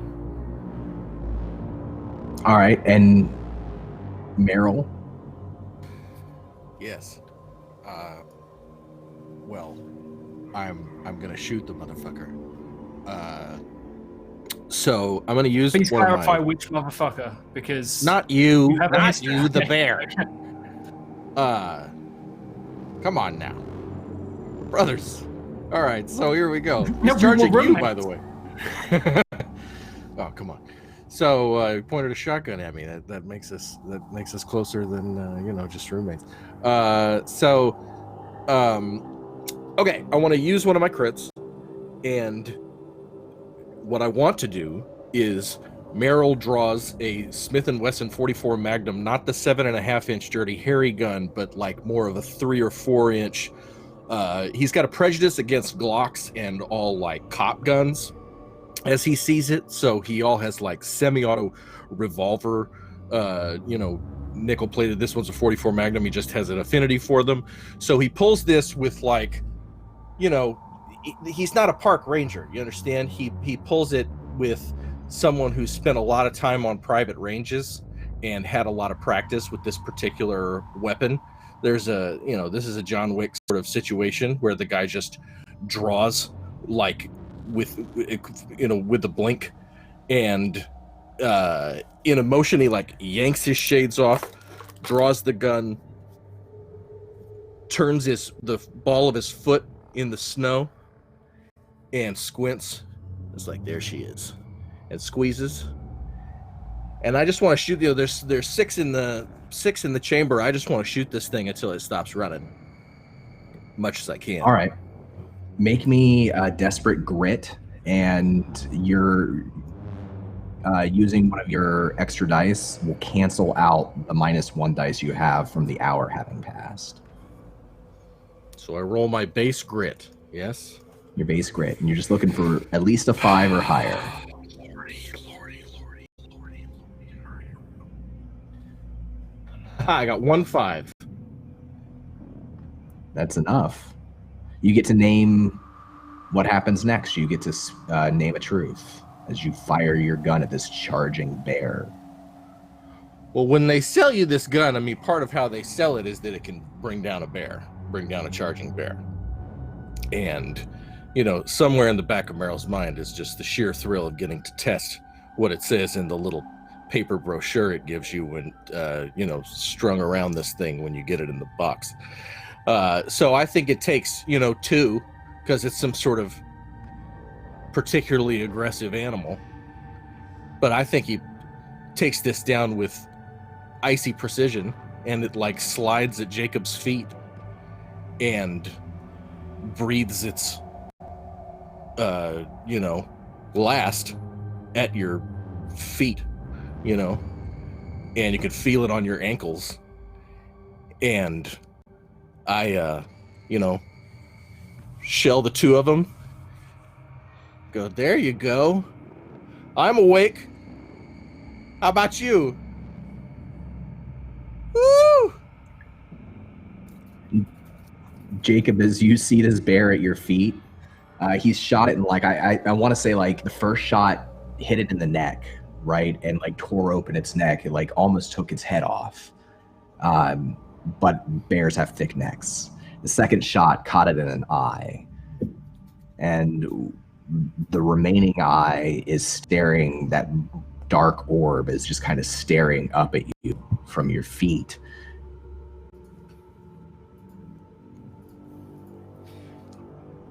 Jacob has backed up into a car.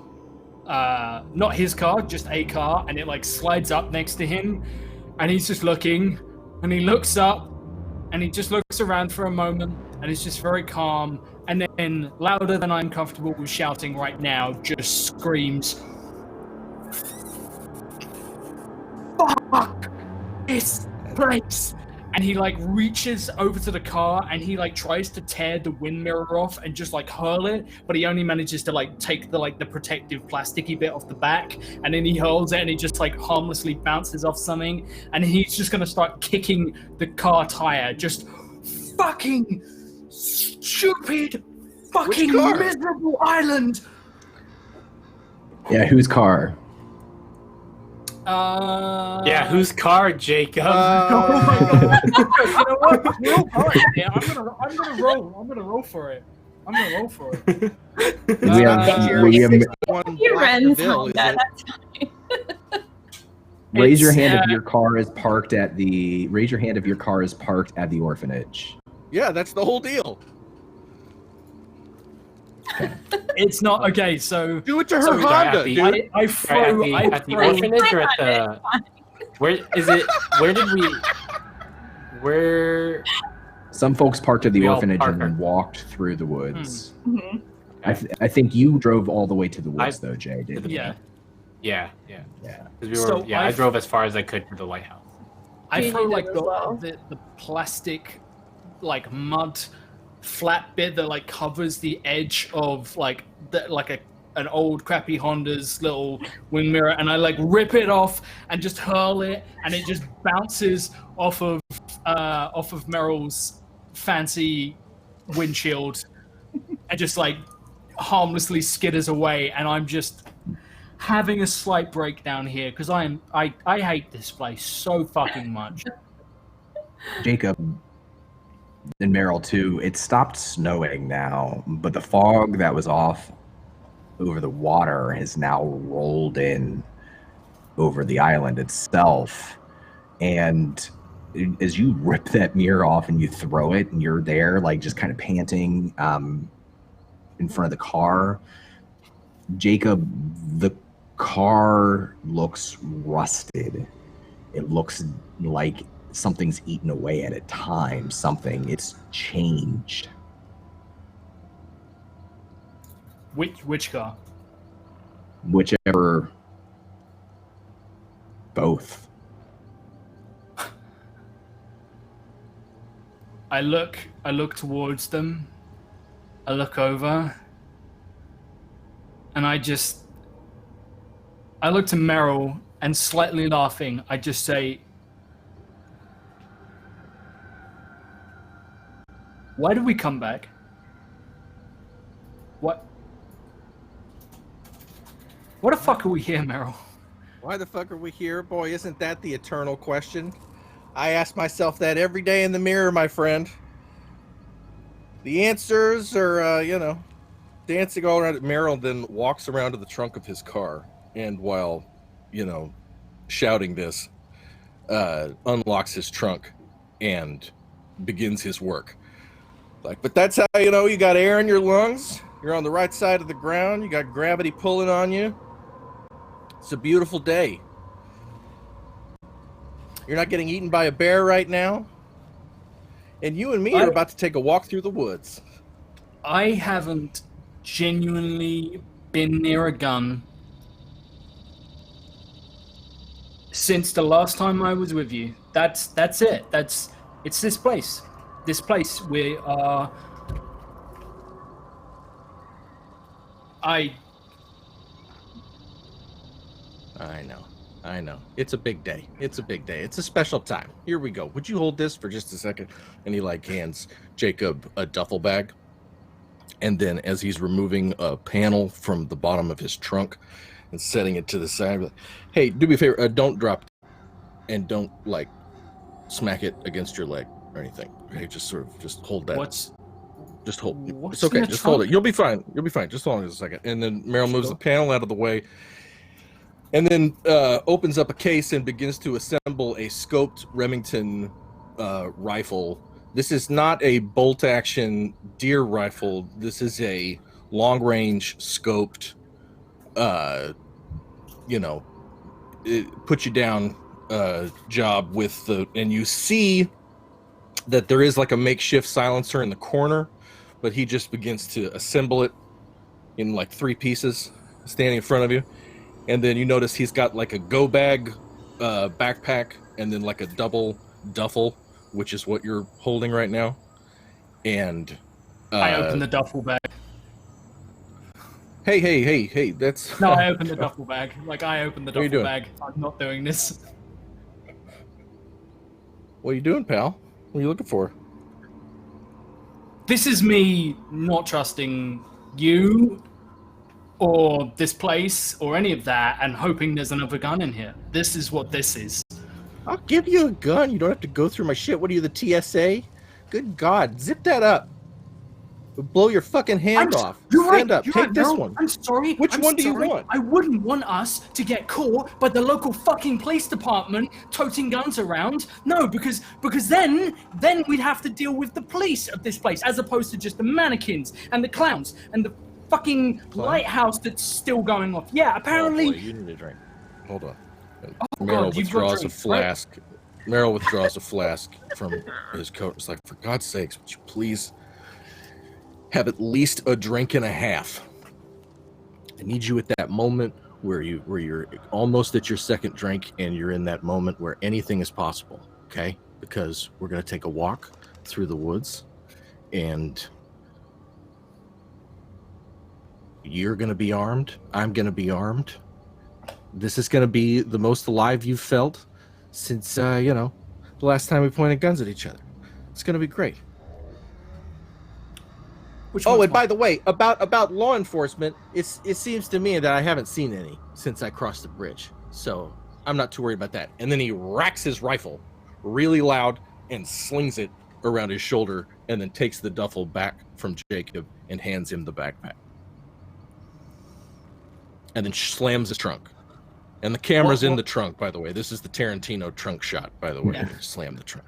What are we drinking as we walk back in towards the place where we all die? What are we drinking? It's just Jim Beam in a flask. I mean, he's getting hotel wasted at that point. You know, he's got like a handle in the trunk. I take half the flask, just neck it like it is my last drink. There you go, buddy. Chin. Yeah. Okay. Lead on, fucking Callahan. Let's do this. And he's handed him like the hand cannon. He hands him the 44. Like, there you go. You know what you're doing with that? Because that's just hold tight and hold it out in front of you and squeeze, and it shouldn't break your nose. You should be fine. He clicks it open, checks it's loaded, closes it, and doesn't even bother hiding it. Like, fuck it. He just walks along, holding that in one hand, drinking all of your hip flask. That is mine now. Yeah. As the two of you head off into the woods, the light from the windows of the orphanage dim and snuff out all at the same time, leaving you in a dark fog, moving back into the same direction you were before, towards the church. And the lights go a little bit darker. Everybody has -2 dice to their rolls now for the rest of the session. Now, is it actually dark? Was I so foolish as to run back to my car, like, to time it so that the fucking sun went down as we're making it back? Is that the circumstance?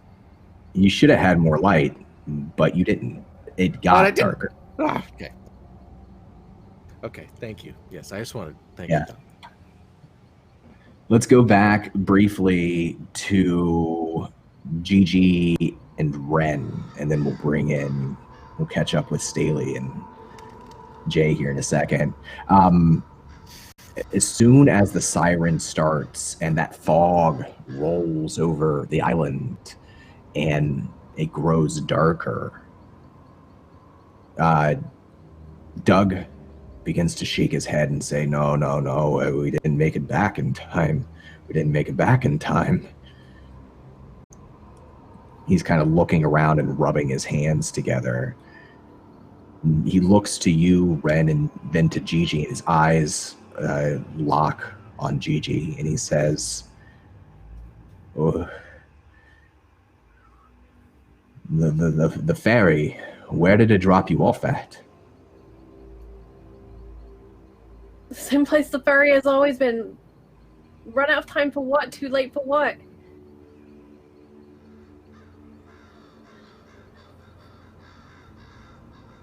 You really don't know where you are. You really chose to come here. Somehow, I don't know how you did it. But why'd you ever come back here after what happened? What do you mean? This is Pretty Marsh Harbor. It's where we grew up. I bought the damn lighthouse. And we need answers. I wish I could tell you more. It's been a long time. Very confusing. But my girl, maybe this was Pretty Marsh Harbor once. Where now? Well, it's like we got a foot in Pretty Marsh. What used to be a Pretty Marsh. And ever since you left, it's like we got a leg somewhere else. You understand? No. Why are you saying these things? Is this some kind of twisted punishment because it took us this long to get back? Like, is this some kind of scheme everyone here hatched because we left? Gigi, I need you to listen to me. I need you to listen to me. Do you not remember? You not remember everything that happened here? No. None of us know what happened here. That's why we came back. We gotta get inside, Dad, remember? Gotta get inside. There has He to be another way back. He kind of slowly turns back towards the door. And you can see now, different from before, the walls of the old church. Rot has eaten through the wood. There's holes in the walls. The door itself, those heavy metal locks are still there, but they're rusted through. And there's a soft, eerie crimson light coming out through the holes of the wall in the church. I don't think you would remember what it looked like because you weren't there, the two of you, when the lighthouse light shined through it. But it's that same kind of crimson.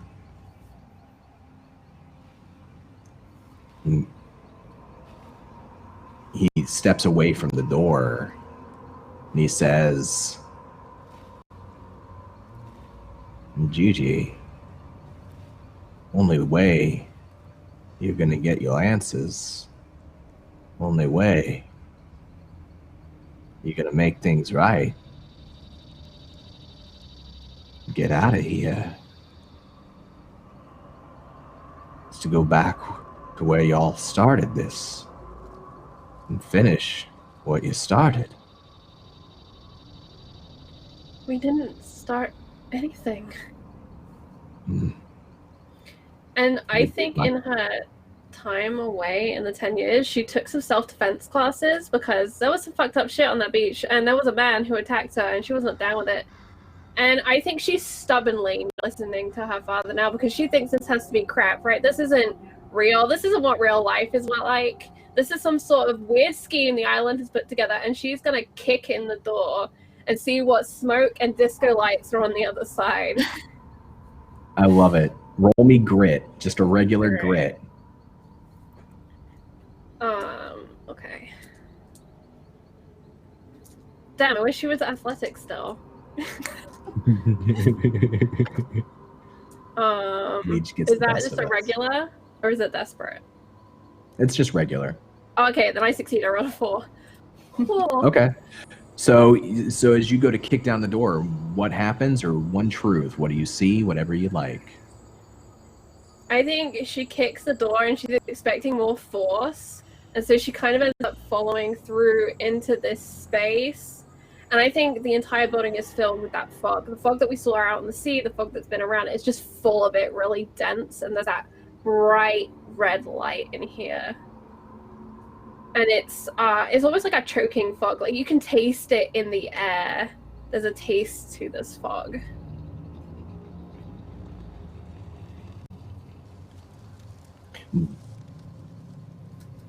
He, after you kick in the door, he sort of takes a few steps back away from it, further away from it. And I think he bumps into you, Wren.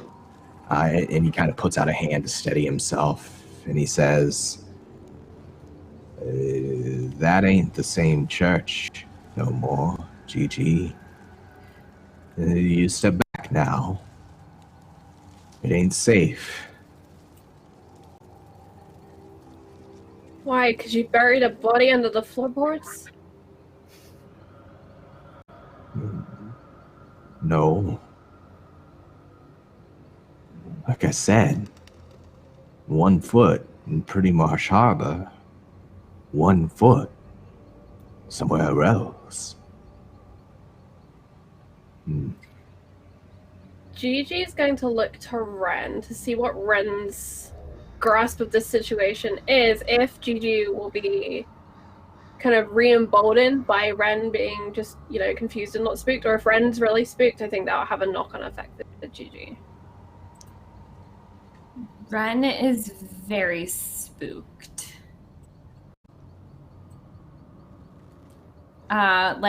In fact, when Mr. Briggs bumped into her and like tried to steady himself, like she like leapt away, like she got away from him right away. And I think that she's like very steadily, slowly, like inching away from this church, like looking behind to. She doesn't want to be here. She wants to go and find everyone else. Like her instinct is just to go and like get the others. Like we shouldn't be here alone. Gigi sees Wren backing away and says, Birdie, don't run don't go running. Just wait. It's all right. Because she's afraid if Birdie bolts that she could have an accident in this forest. We know that other people from the orphanage have had accidents in this forest, and it's dark and misty now. Gigi, we need to go. We need to find the others. We need to get Merrill and Jacob. They'll know what to do. I think Gigi puts her hands to her mouth and she starts calling out for Jacob and Staley, who were right behind when last she was paying attention. They're not close. Gigi, we have to go. They can't be that far away.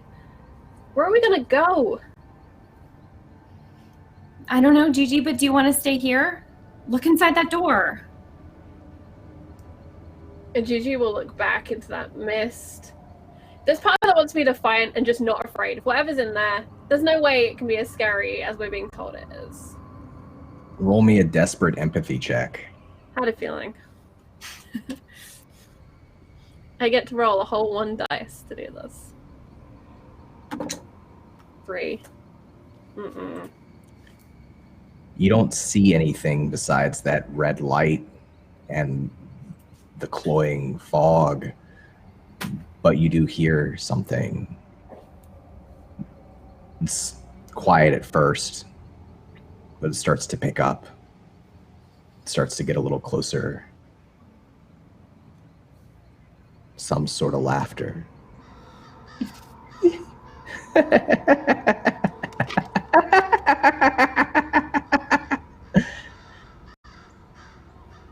And then a shape. Large, broad-shouldered, skinny, top wide, bottom skinny, almost like a triangle that's pointed down to the ground, but with long arms and just this curly, poofy hair. You can't see the figure, but you can hear the laughter, and he is there just at the edge of where you can see through that fog. Got something in his hands. Hard to make out. It's just a silhouette. But you can hear your father call out behind you, Gigi. No, that's not him. That's not him. And he turns Wren. You kind of pushed away from him, and he runs. He actually pushes against you to get past you. And Gigi's father, Doug, starts to run off into the woods. That's your first failed desperate roll, Charlie, which means you lose 1 from empathy for the rest of the session, and you have to cast the spotlight to somebody else in a different scene. We could do Staley or Jae. Would be good. I think with gunshots and shouting people, I want to know what Staley and Jae are doing with this book. Okay. So I'm actually going to pass it to Staley, because I would specifically be interested in her perspective. All right, so Staley, you get to do your spotlight. This can be a memory, a feeling, her thoughts right now. This could be a flashback to a moment you want to share from the past 10 years. Staley she's kind of walking in tandem with Jae, even though Jae is walking slowly. Like, I think she's walking slowly with him so that it's more it's more comforting to her than it might be for him. So she's more so doing it for her own benefit with just keeping close proximity. But it reminds her of when Jacob and her were in the woods and she was the last at the church. And as she's starting to walk closer and closer, I think staying in part with Jay's footsteps is making her feel more comfortable, because she's like, oh, we'll just be, they'll figure out what they need and meet us back here. We won't even make it there in time.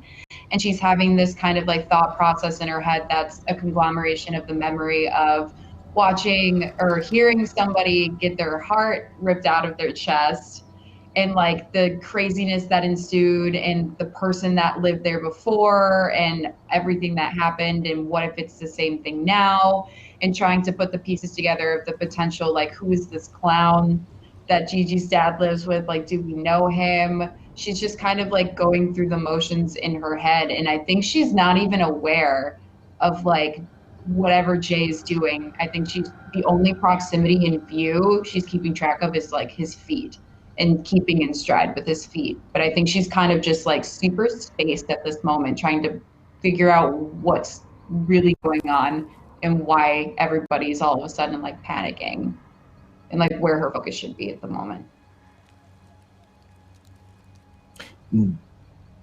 Jay, I guess then you're kind of leading the way when the fog rolls in, the sirens start.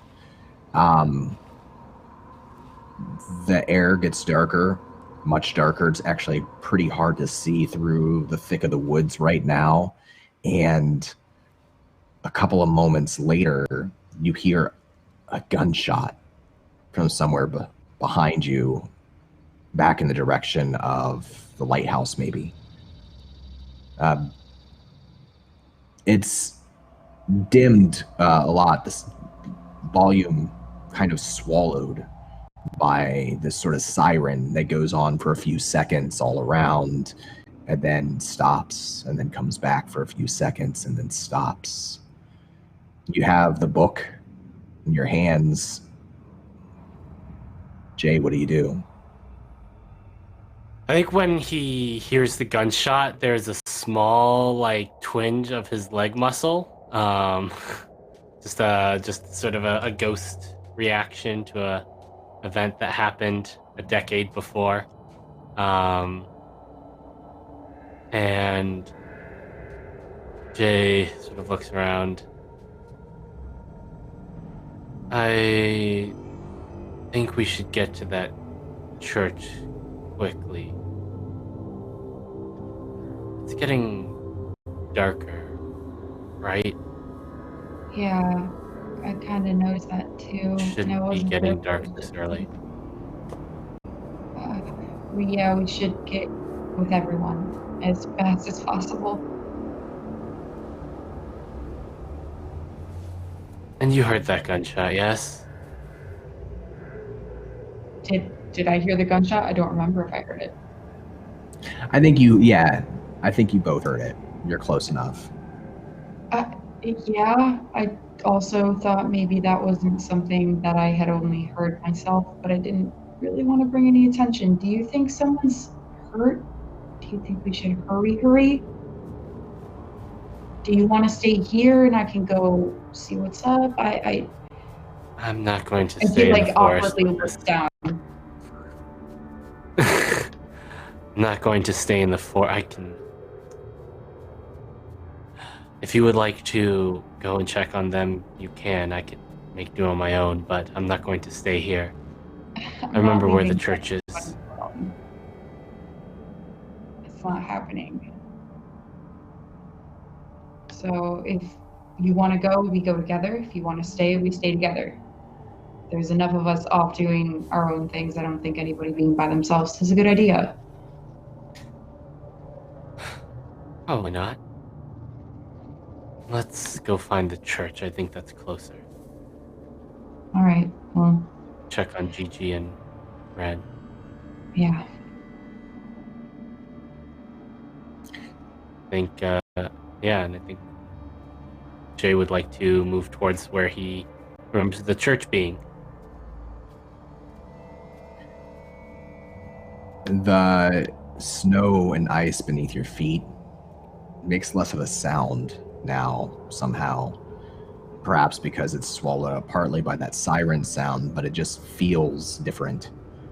As you move through the fog in the direction of the church, the trees, as far as you can see in the dark, they look different. They look blighted, rotten.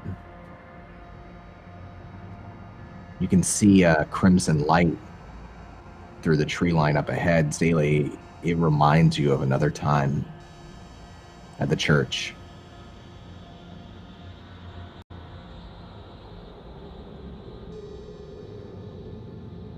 It reminds you of when you were there with Jacob and the lighthouse light shined through the stained glass, the strange collar that you saw glowing through the boards, the wooden boards. Hey, Jay? We shouldn't go any closer. This isn't good. I remember... And where do you want to go? I don't think we should stay out here. We can stay right here in eye shot, but I do not think that we should go any closer nor inside that church. It's where Gigi and Wren have gone, and I'd rather not leave them on their own with Gigi's potentially... crazy father, yeah. I was okay, going to fine. say, if you want to go inside, you can go but... inside. I'm going to stay outside. But we don't can have to go if you want inside. to go. We could just shout for them. I will But shout. I don't think we should stay outside. Well, then... Otherwise, we could find our way to the orphanage. I think that was somewhat... That's probably one of the... The orphanage is one of the closer buildings to here, if I remember correctly, yes? Besides the church, it's the closest. Yeah. Well, if we go there, who's going to know that we're there? We could be sitting there for hours and miss out on everybody. I mean, if we're this close, might as well just meet up with Gigi and Wren, but I just don't want to go inside the church. I mean, I don't want to go inside the church either. But I don't know if we have much choice at this point. And besides, there's only so many places on this island. Someone would eventually find us. Yeah, fair. Well, yeah. All right. Well, let's just go find Gigi, find Wren, and then hopefully we can regroup with the other two and not split up because this is scary. You hear the sound of like a branch snapping behind you. Not in the direction of the church, in the direction you came from. Jay does his best to whirl around, but it's a little bit slow and kind of a shuffle. And looks behind him. You see, it looks like a human shape behind you, the edge of the fog, kind of moving towards you, maybe running or stumbling. Roll me a desperate... If you want to respond first, you can. Oh, I mean, Jay's just gonna call out, Merrill, Jacob, is that you? You hear a quicker crunch, crunch, crunch of footsteps against something hard. Roll me desperate cool. Okay. That is normally only 2, -2, minimum of 1. I am going to use all 3 of my extra dice here. Do it. So let's see. So 2, so 1 plus, let's see. So 2 is your base, plus 3, -2 is 3 dice. So you get to roll 3 dice here. Yep.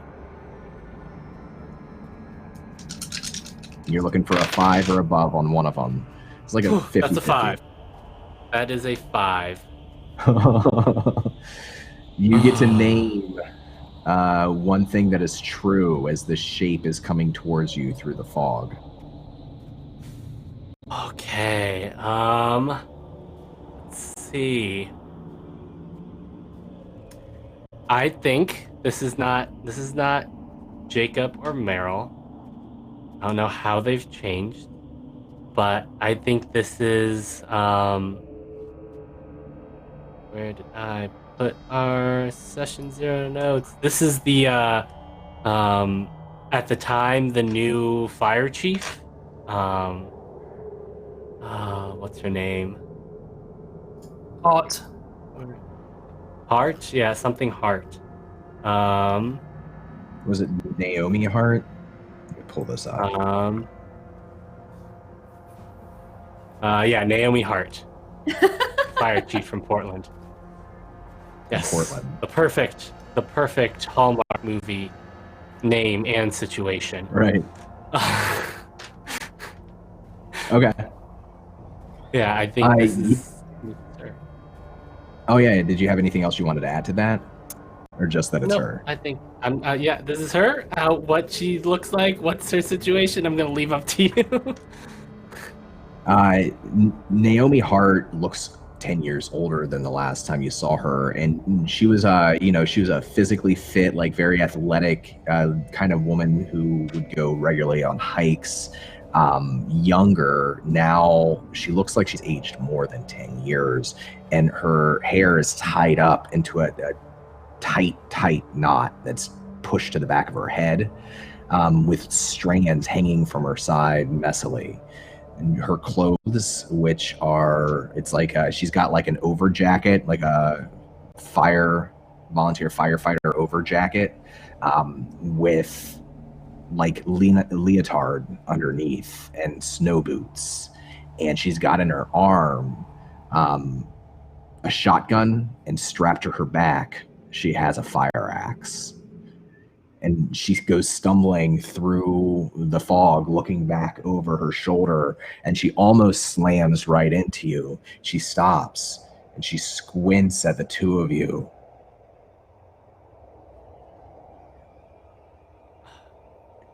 Miss Jae? Hart? Staley?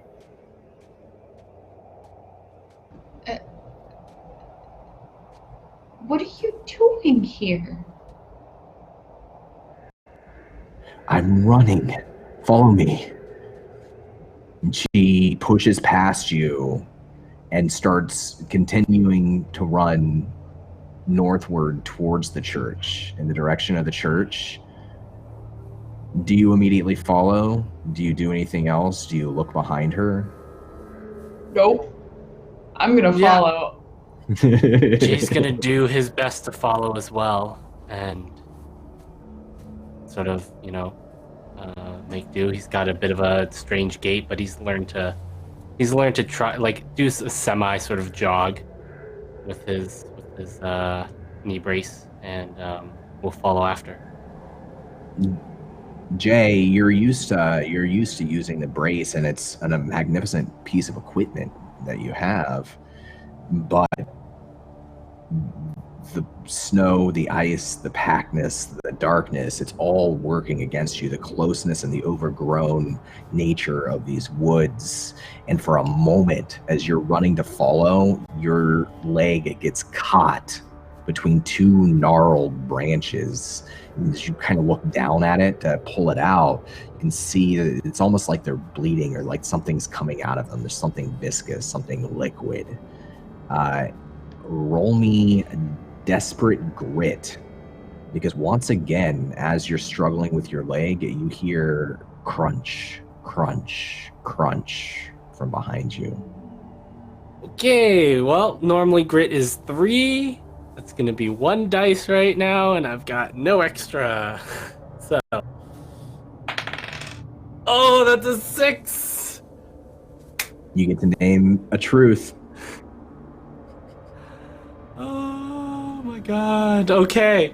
I think that while Jay does get his legs free, I think the roots, like, while they're also bleeding, I think they are actually reaching up to try and grab Jay. Like, almost, just like the roots are almost kind of alive and trying to grab him and cling to him. And as Jay pulls them out, the roots reach up and Jae just sort of looks at this and just is transported to a time 10 years ago where strange things were happening in the lighthouse. And he just stumbles back away from this tree right now.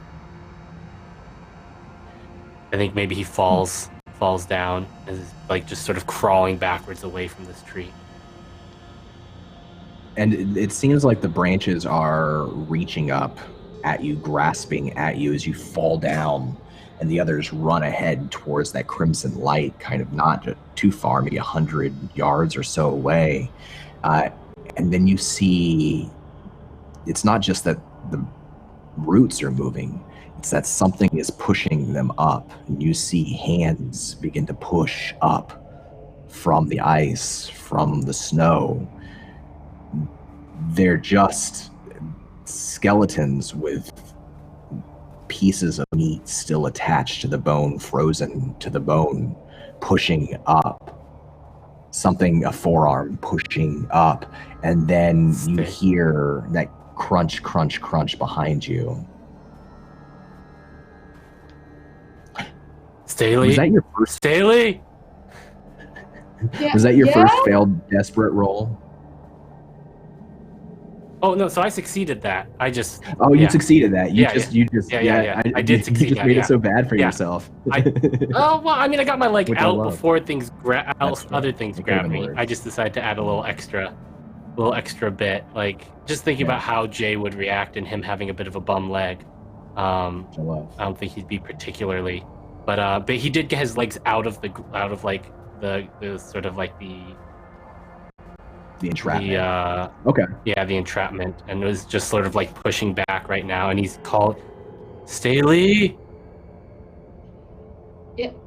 Jae, come on, we gotta come on. And I'll like turn around, kind of like stop and kind of like pivot. I also see this? It's not just a thing that he's seeing. Roll me smarts. Regular smarts. Okay. Regular smarts. Naomi doesn't stop.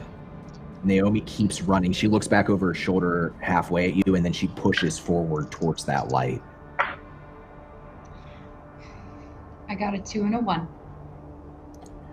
So my truth is, you don't see the hands pushing up out of the earth, the branches, but you see what's coming through the fog.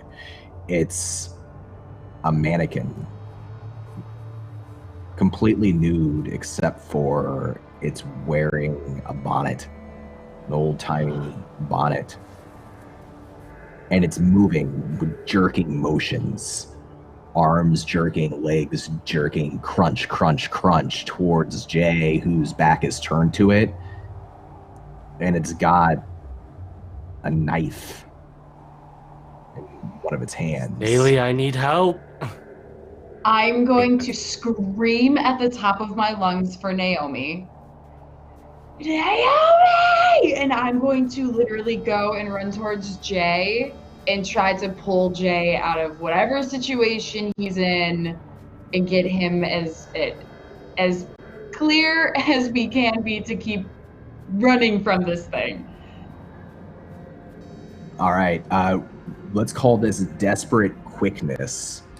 As you climb up over the branches, and as you climb up over them, you can see these arms, these hands reaching through the ice. You get to Jae, and you're trying to pull him up and help him up and get back, and you see this jerking figure coming towards you. Okay, I'm going to use my extra dice, so I have 2. Yep, you just need a 5 or above. Okay, that's cocked. I got a 5 and a 3. You get to name what happens. You get to be narrator. As I scream for Naomi, she pivots and starts to run back. And as I meet with Jae, she catches back up with us to like almost be a buffer if need be. But she's also there as I'm trying to pull Jae free of this mess. I love it. So let's say that this is how I imagine this, right? This is the moment like you're getting Jay up and you're pulling him back, and then one of those arms grabs you and it pulls both of you down, and you're trying to pull away from that and get up. And as you're rising, Naomi's run off. She's disappeared towards the church, and it's just the two of you. And as you're rising, that figure, that mannequin, is right on you, and it brings up the knife, and then there's the resounding blast of a shotgun as its body goes flying back. Its arms spread out, break off from its body, its legs break off from its body, its bonnet just kind of drifts down, catches in the snow, the blood stain on the side of it, and standing right behind you, just kind of breathing heavily, is Naomi. God. Let's go, let's go, let's go. We gotta go. And get up and try and go. I think Jay, and Jay sort of like hops along with them, like does the gait, the sort of loping gait that he's established, but like also kind of like using Staley as support to move a bit faster. I think I would like keep an arm around him or something and like help kind of like do the limp run thing. I love it. As you run and break through the tree line to get back to the house, let's return to Jacob and Merrill, who are traveling through the woods themselves. What direction are you heading in? Are you heading towards the church? Was that the idea? Are you going elsewhere? Yeah, we should know enough to know how to go straight back to the church. Oh yeah, I know the way. Don't worry about it. So then I'm going to put this on you, Josh. As we enter a new scene, name one truth. You're going through the woods. Okay. All right. As Merrill and Jacob are walking along, and Jacob's got that weird energy where he's like the shock's kind of like, he's not going to, but he's got like the adrenaline high. He hasn't eaten enough because he figured like we'd be going for coffee and getting a bite to eat or something like that. So he just didn't eat. He just drove.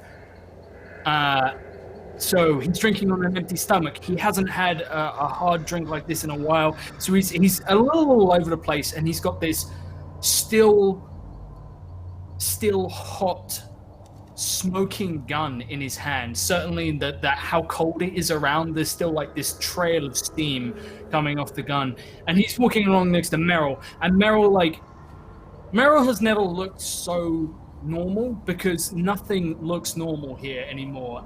And somehow Merrill fits in more than he ever has in Jacob's eye. He just looks like everything here is so ridiculous that only Merrill could inhabit this place. And they're just walking along. He's kind of in his own head. He's trying to think of why he agreed to come back here. And he's so wrapped up in everything that it takes Merrill and him a moment to notice there is something big in a clearing very, very nearby that is looking at them. It is an animal. But it isn't a bear. It is something that the two of them have heard of, or vaguely remember hearing of. It is a massive elk. This beautiful, big, old, gnarled, huge antlers, one of them kind of like cracked and broken, but it's just standing there so peacefully in the clearing, like not bothered by the craziness, the chaos that's gone on all around him. And for a moment, the two of them just like see this, and there's like, it's hard to tell if it's got like a pale silvery white kind of coat to it, or if it's just the snow. And as he's looking at it, there's a few moments of peace. And it feels calm. And in that moment, Jacob finds a moment of sort of self-resolve. And then there is a shotgun that goes off, and the stag is startled and moves away, and we hear this. But like for a moment, there's actually a moment of peace. And he just kind of looks to Merrill before it's shattered. And... Yeah, beautiful. That's a bummer. There's the old phrase that the park rangers used to say that kind of sticks in your mind at that moment. White-tailed deer, all's clear, and the old good luck charm. The white stag, the buck they were never able to tag, that lives out in the woods. And it's there, and whatever kind of light is coming down from the sky doesn't look like sunlight. It doesn't look like moonlight, just a soft glow through the fog. You can see it there. As the two of you catch it for this moment, kind of looks, holds its head up, it looks at you, and then it turns and it looks upwards. And above the trees, through the canopy, in the direction far to the east, on the other side of the island, you can see what looks like, the only way I can describe this is it looks like a spotlight shooting straight up into the sky, just this beam, this circular beam of light from somewhere deeper in the woods, much deeper. And then the buck looks back at you, turns, and with a couple of leaps, bounces off in the opposite direction.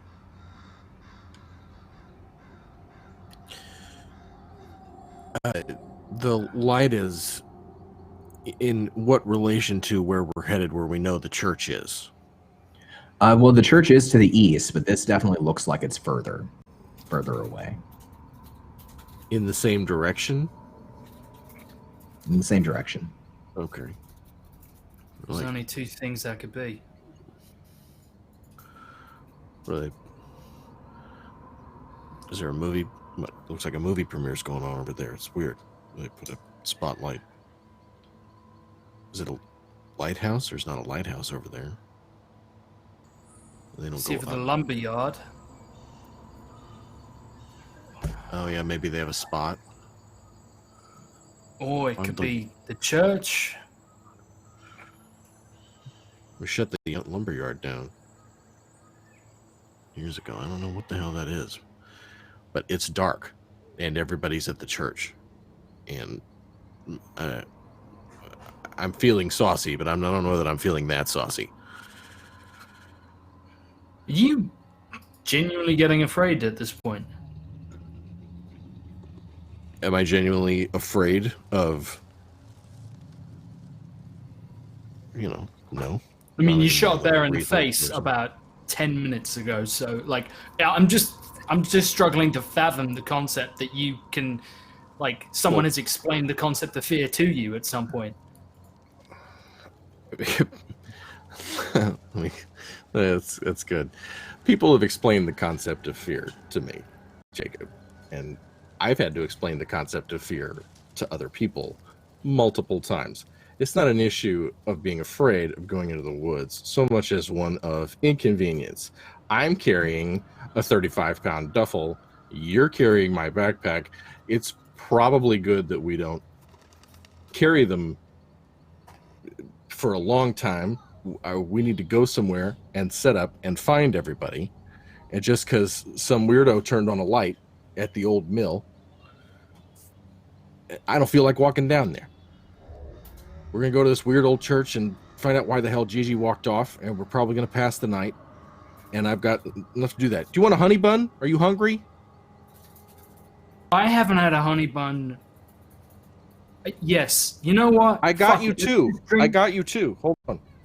Let's just shoot stuff and get drunk and eat honey buns like the good old days. This is everything I could possibly want from the fucking reunion.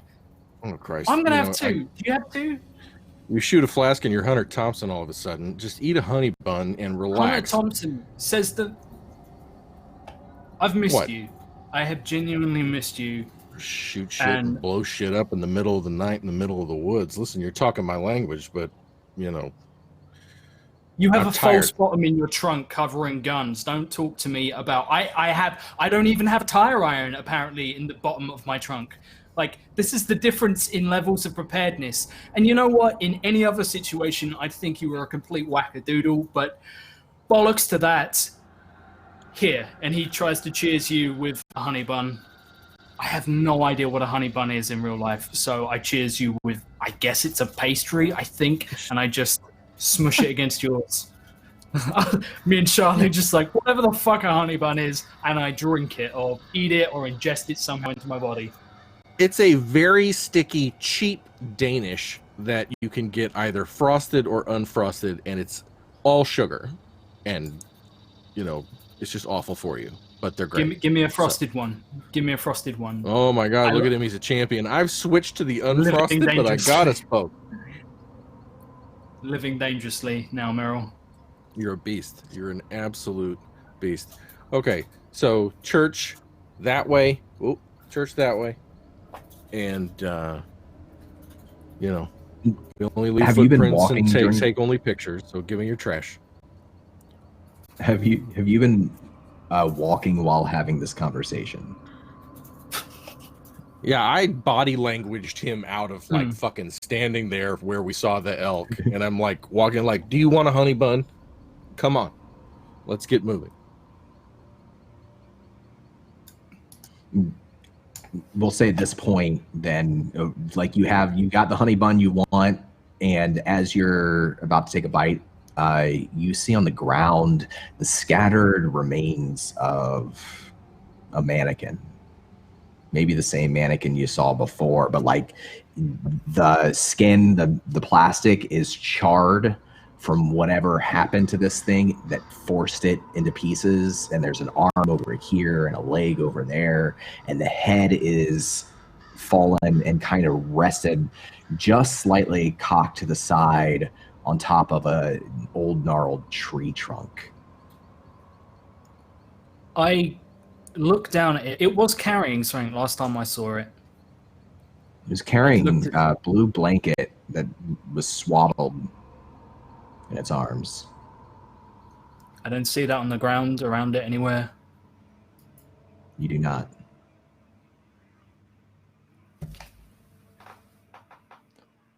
The lights go out. All of our rolls are now made with -3 dice for the rest of the session. To our dice pulls, and the next failed desperate roll will result in the end of our story for tonight. Let's say, Jacob, that you don't see the blue swaddle, you don't see the blanket. You do find a bloody white bonnet. Looks like something that would be a prop, a costume piece for some play. The Crucible, maybe. Like, without even realizing that he kind of says it, he leans down and just pokes the gun, like any responsible individual, like just prodding at this thing with the gun in his hand, and says, these things kind of remind you of, you know, that museum. The Wax Museum. Oh, yeah. Yeah.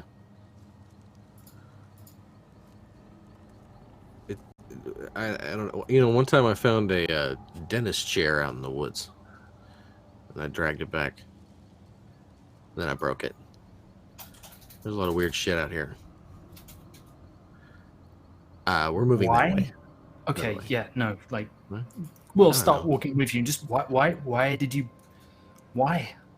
I don't know. Kids, man. They take weird shit out here, and then, you know, maybe like art, you know, like an art piece. You know, oh, I put a mannequin in the woods because, you know, it makes a statement about capitalism and how it sucks. And no, I believe that like someone dragged a dentist chair out of here instead of recycling it or whatever. Why did you drag it back to the orphanage and break it?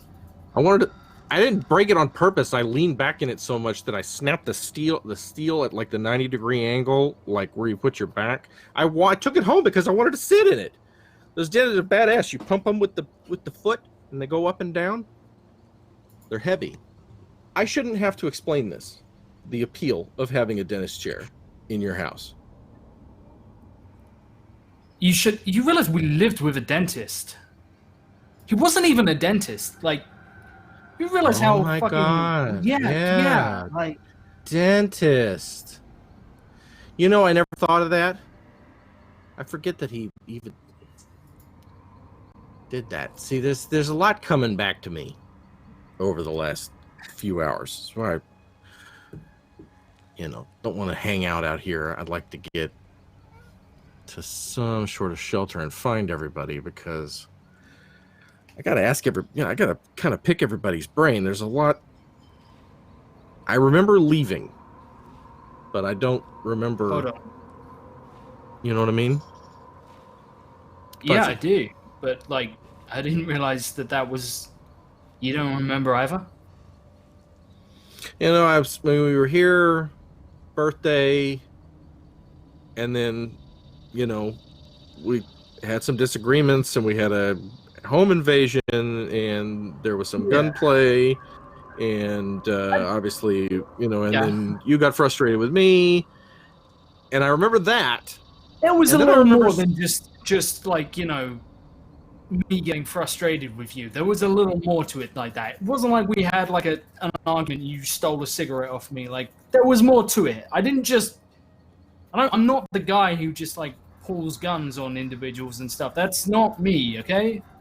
No, it's not.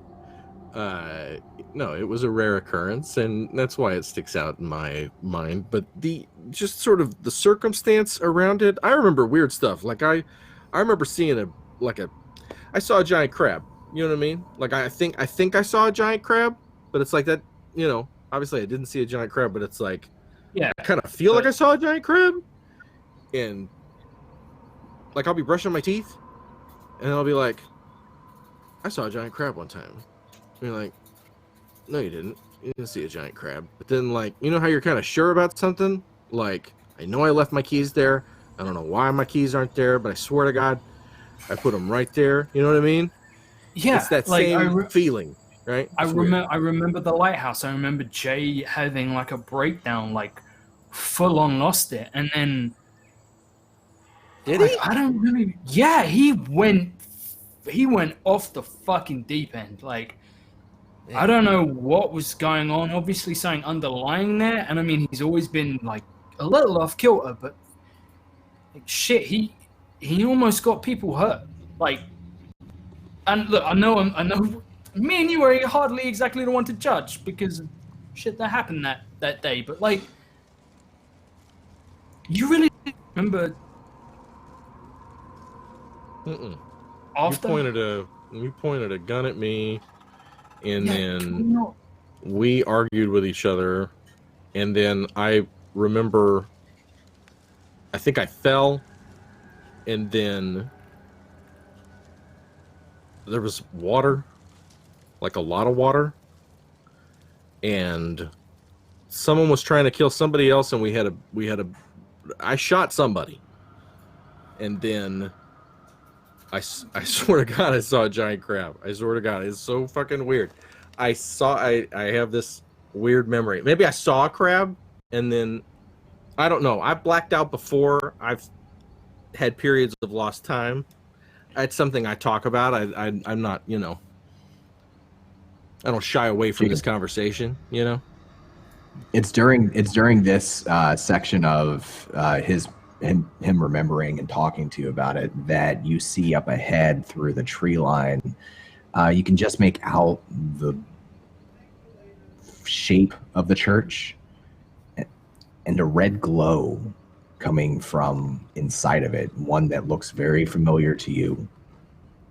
Through the walls. Merrill, tell me you see that, right?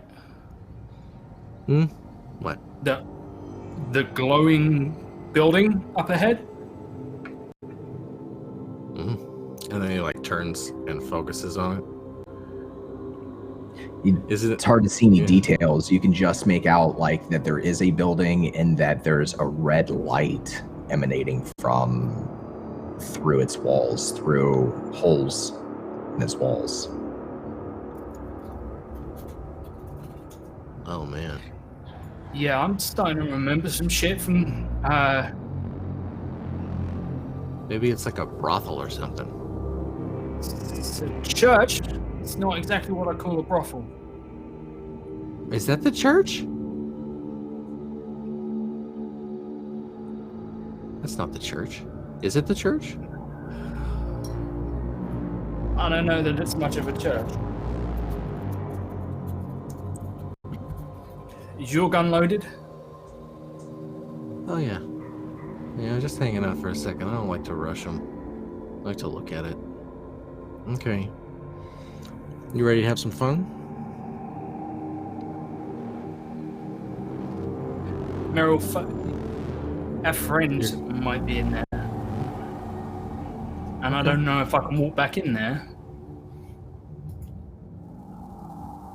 Well, we're not gonna go walk up and knock on the door. Are we talking about red light like Unreal through the slats, like omnidirectional light, or are we talking like Omnidirectional.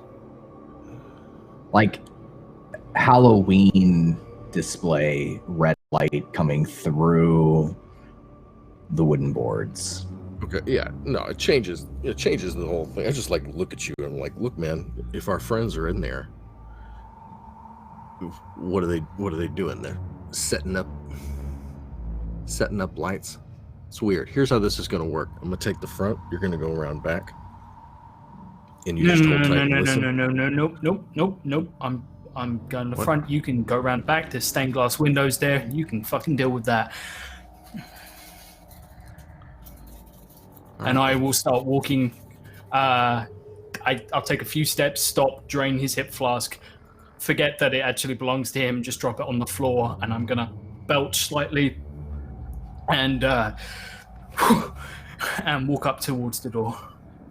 Like walk behind him and retrieve my flask and be like, try not to beat the shit out of a Honda on the way over there, big baby. And I'm like break off and drop my shoulders. He's holding the rifle like Solid Snake, you know, he got the strap and moves through the snow slowly and swiftly. We're gonna go around the back of the church. All right. Let's return to the front of the church, the little overhang, the little porch there, and to Gigi and Wren, and we'll bring everybody together in the order in which they arrived, so long as we make it that far. So, Gigi and Wren, we return to the church. The door is kicked down, and some of the frame of the door has been shattered inward as well. And your father, Gigi, Doug, has done something he's done many times in his life and yours. He ran off into the dark, into the woods, and it's you and Wren there together, and you hear that laughter from inside that red glowing fog in the church, and you're just standing like right in the door frame, and you see the shape of, it doesn't look like a human, it looks humanoid, but much, much taller, moving through the fog, one very long leg and almost comedic long step after another towards you, and you hear that laughter through the fog as well. As we start this, which will be our last scene of the night, Gigi, why don't you name me one truth? All right. My truth is going to be that Gigi does remember a clown, but it wasn't a person dressed as a clown. It was when DB had taken her on a treasure hunting expedition, and on his dashboard he had one of those bobblehead McDonald's clowns, and he thought it was hilarious. Gigi had kind of been less impressed, And I think as she's seeing this strange figure looming in the darkness, all she can think about is that bobble-headed clown. And she's looking now back towards the direction that DB had run off in and wondering if she's now part of the insanity. Because that's the only clown she remembers that her dad ever had. And the truth that I'll add to this before I check in on Wren and how Wren's going to act is that as you have that memory and as you're standing there, you look back, you hear what sounds like something slam onto the ground, not super loud, just a thud, thud, and then rolls towards you. Bounces up against the back of your foot as you've turned around. You're looking at Wren behind you. Something just kind of rolls up against the back of your foot and then rolls back another few inches away from you. Wren, what are you doing? Wren is trying to convince Gigi with her eyes that we need to bolt. But does she see whatever rolled? Did she hear the thud and see whatever rolled and hit the back of Gigi's foot? Can roll me a desperate smarts roll. Okay, how many do die have- am I subtracting? So what's your regular smarts? 5. So you're minus 3 dice, so you have 2 dice, and you have 2 bonus dice that chat has donated to you. So if you want to use either or both of those, you could. I'm going to use one of them, so I'll roll 3. 3. And you're just looking for a 5 or higher on one of these. I got a 1, 2, and a 3. You do see what rolled on the ground. It looks like the head of a person. It's got a big red nose, big green hair. It looks like the head of a clown, and you can see that it's smiling up at Gigi from behind. This bright, wide smile. And it's attached by something slimy, something organic to the back of its neck, all the way up to that tall, broad-shouldered body behind the fog. And you see it there in that moment. And I think you try to call out to say something to respond to Gigi, but nothing comes out of your mouth. You just feel dry on the inside. And a moment later, 2 long arms with multicolored gloves reach out of the fog, grab Gigi, and pull her into that red fog. She's gone from your view in a moment. Naomi, Staley, and Jae come out of the woods, creeping up closely behind, following nearby Jacob, and around the back, Merrill. You're standing there, I think, shaking, Wren, not knowing what happened to your friend. And then the siren stops. The fog dissipates. Daylight comes back outside for all of you. The door is there, not knocked down, just shut, and Gigi is gone.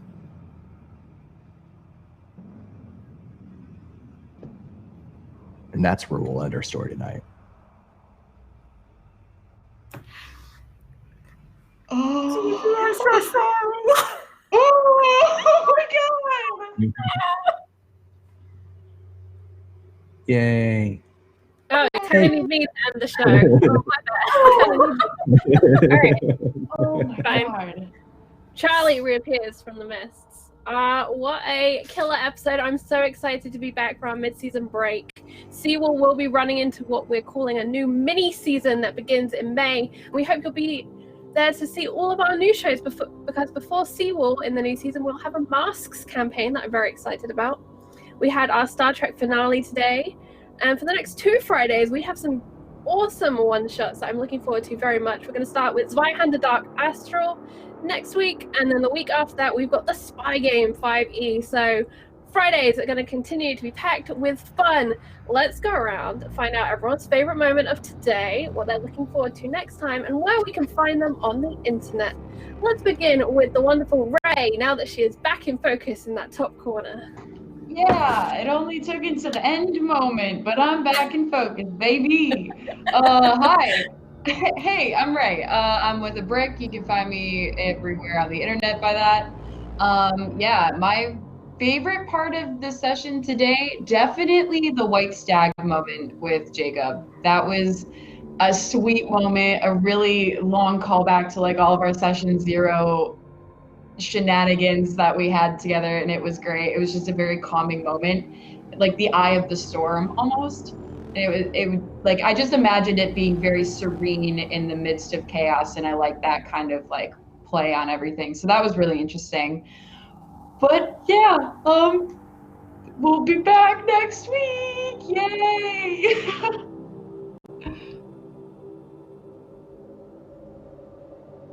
And where can we find you on the internet and all of that good stuff, friend? Yeah, you can find me at With a Brick. That's my handle on almost everything. If you find my Twitter, I have a link tree there that has everything else that I do on the internet. So, yeah.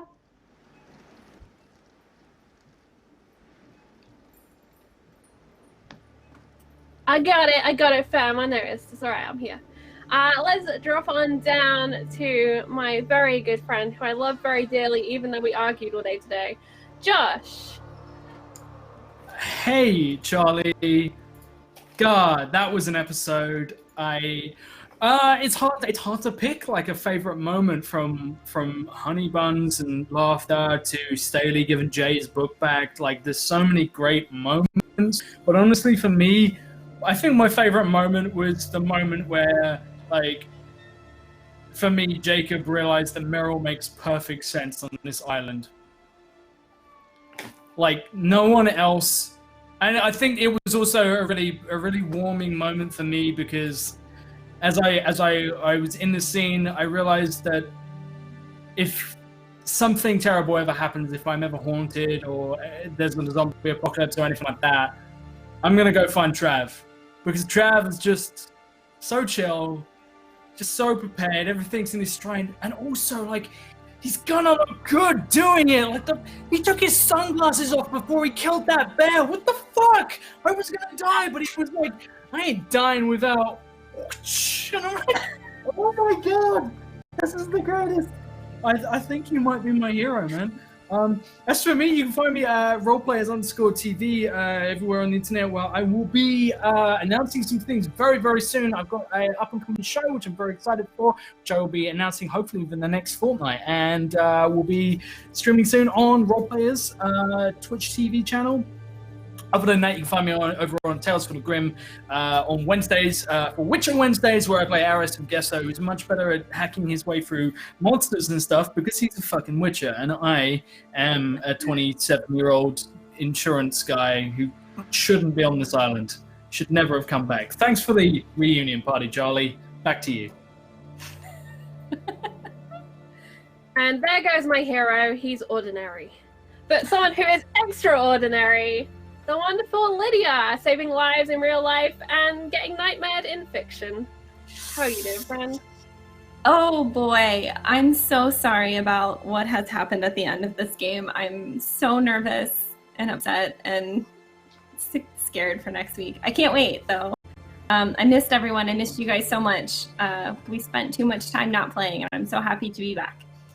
My favorite part tonight was when Travis casually mentioned that he had been thinking about that like sentiment box that he had at one point, and he was like, oh, I couldn't remember what happened to it. And I was like, I know what happened to it. So I decided to keep it. I can't wait to see where that goes. I'm so excited. I'm so nervous for next week, but again, this is great. I'm Lydia. You can find me on Twitter at Lydia Heals. Other places you can find me there too. I play here on Fridays. If you want to find me other places, you can follow me on Twitter. But again, mostly it's just silly pictures of my dog. That's all. I very much enjoyed Lydia's workout with the dog picture from the other day. So go and take a look. Yeah. I was in a lot of pain and he was just judging me. Speaking of being in a lot of pain and getting judged, Tommy, how are you doing today, friend? I mean, I guess Jay was kind of in a lot of pain and judged when he got shot. Like, Jacob was doing a lot of judging at the time. Jay, why is Jay lying about being shot by Merrill? Look here, Jacob. You don't need to know. But yes, that was another awesome session. Oh my god, just the last scene with Gigi disappearing into the red fog. Oh. Yes, it was just very, very horrifying and epic, but also very horrifying. But yeah, I am Imperative Pengu on the Twitter sphere. I do tabletop RPG stuff and video editing stuff. Follow me there to find out what I'm doing. Specifically, I'm over on Salty Sweet Games Saturday mornings at 12 p.m. Eastern, which is 9 a.m. my time, for Call of Cthulhu, where we're finally getting to America in that game, and it's going to be real interesting. That sounds amazing. Please do go and check that out. Is it on tomorrow? Tommy? Yes, it awesome. is. Tomorrow, Salty Sweet Games. Go and check that out. Wonderful crew over there. Speaking of a wonderful crew, Travis, how are all the voices in your head? I just wanted to run to the car. We saw they all start going over there. Oh, what are we doing? We're going to church. Let me run back to the car. Okay, so I love everybody and everything. In particular, the shoebox stuff with Lydia. Love it. Can't wait. Got a whole thing.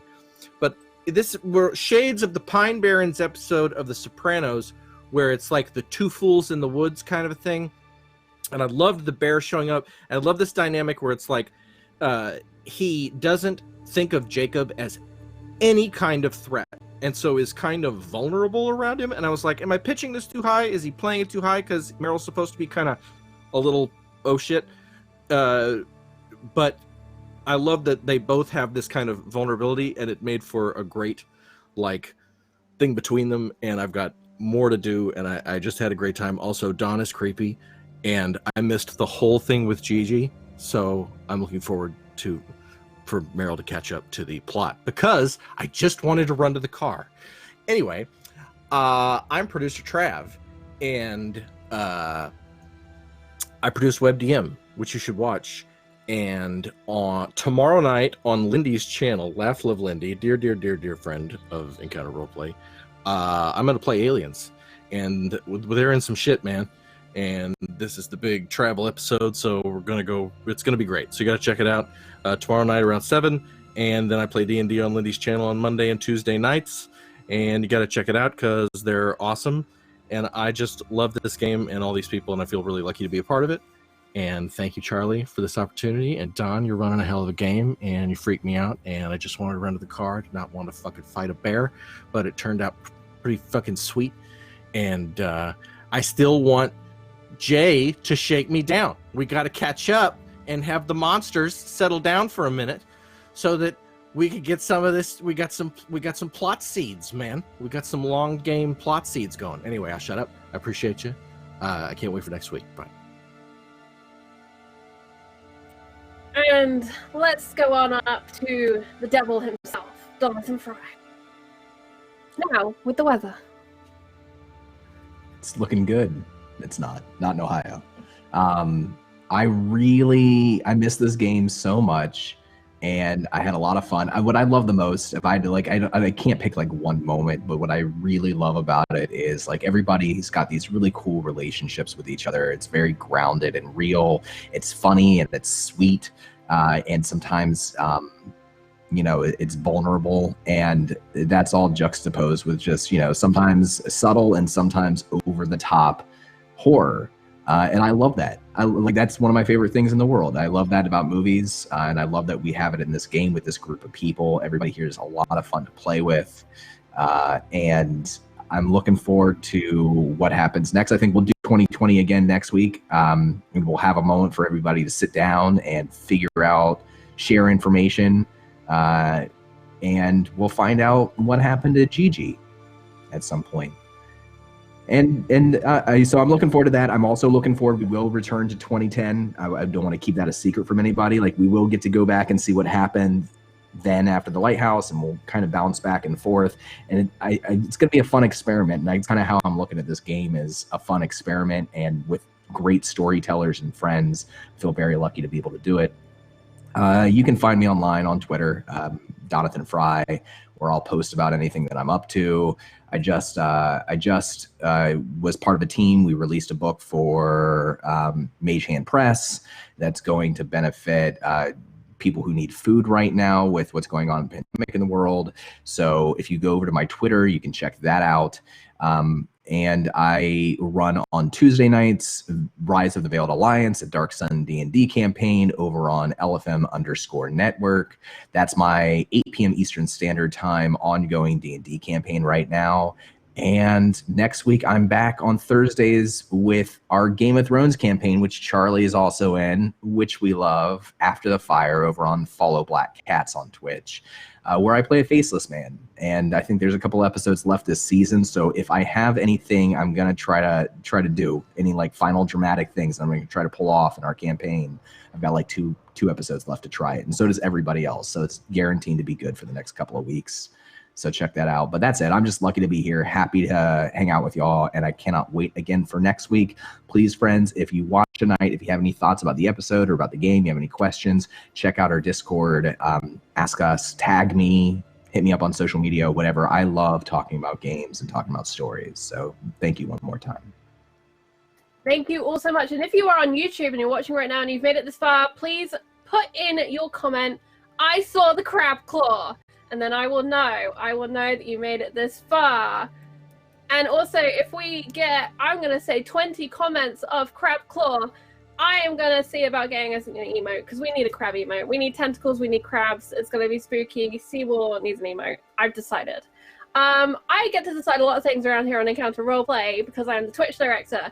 And one thing I decided is that this weekend we are raising money for Rain with our monthly meat grinder. That is on at 3 p.m. Eastern. So if you have some time, if you have some spare cash, even if you don't, please give us a retweet. Come and hang out. It's going to be a lot of fun. We have 12 valiant heroes from the community playing through a 5e gauntlet run by CrimeNet. And I am very excited for that. Charity streams are always a lot of fun. And it's great to get to hang out with so many people and watch them all die. The characters, not the players, preferably. On which note, I hope you are all staying safe. Check in with your friends, check in with your family, and I hope you're all going to have a wonderful weekend. Next week, Encounter Roleplay begins on Wednesday with Guards, and I'm going to sign us on out with that trailer, and we're going to go and raid another channel who looks to be gaming right now. So thank you all so much for spending your time with us. We will see you next week. And until then, try to not roll 2 nat ones, because really bad things happen when you do. Good night, everybody.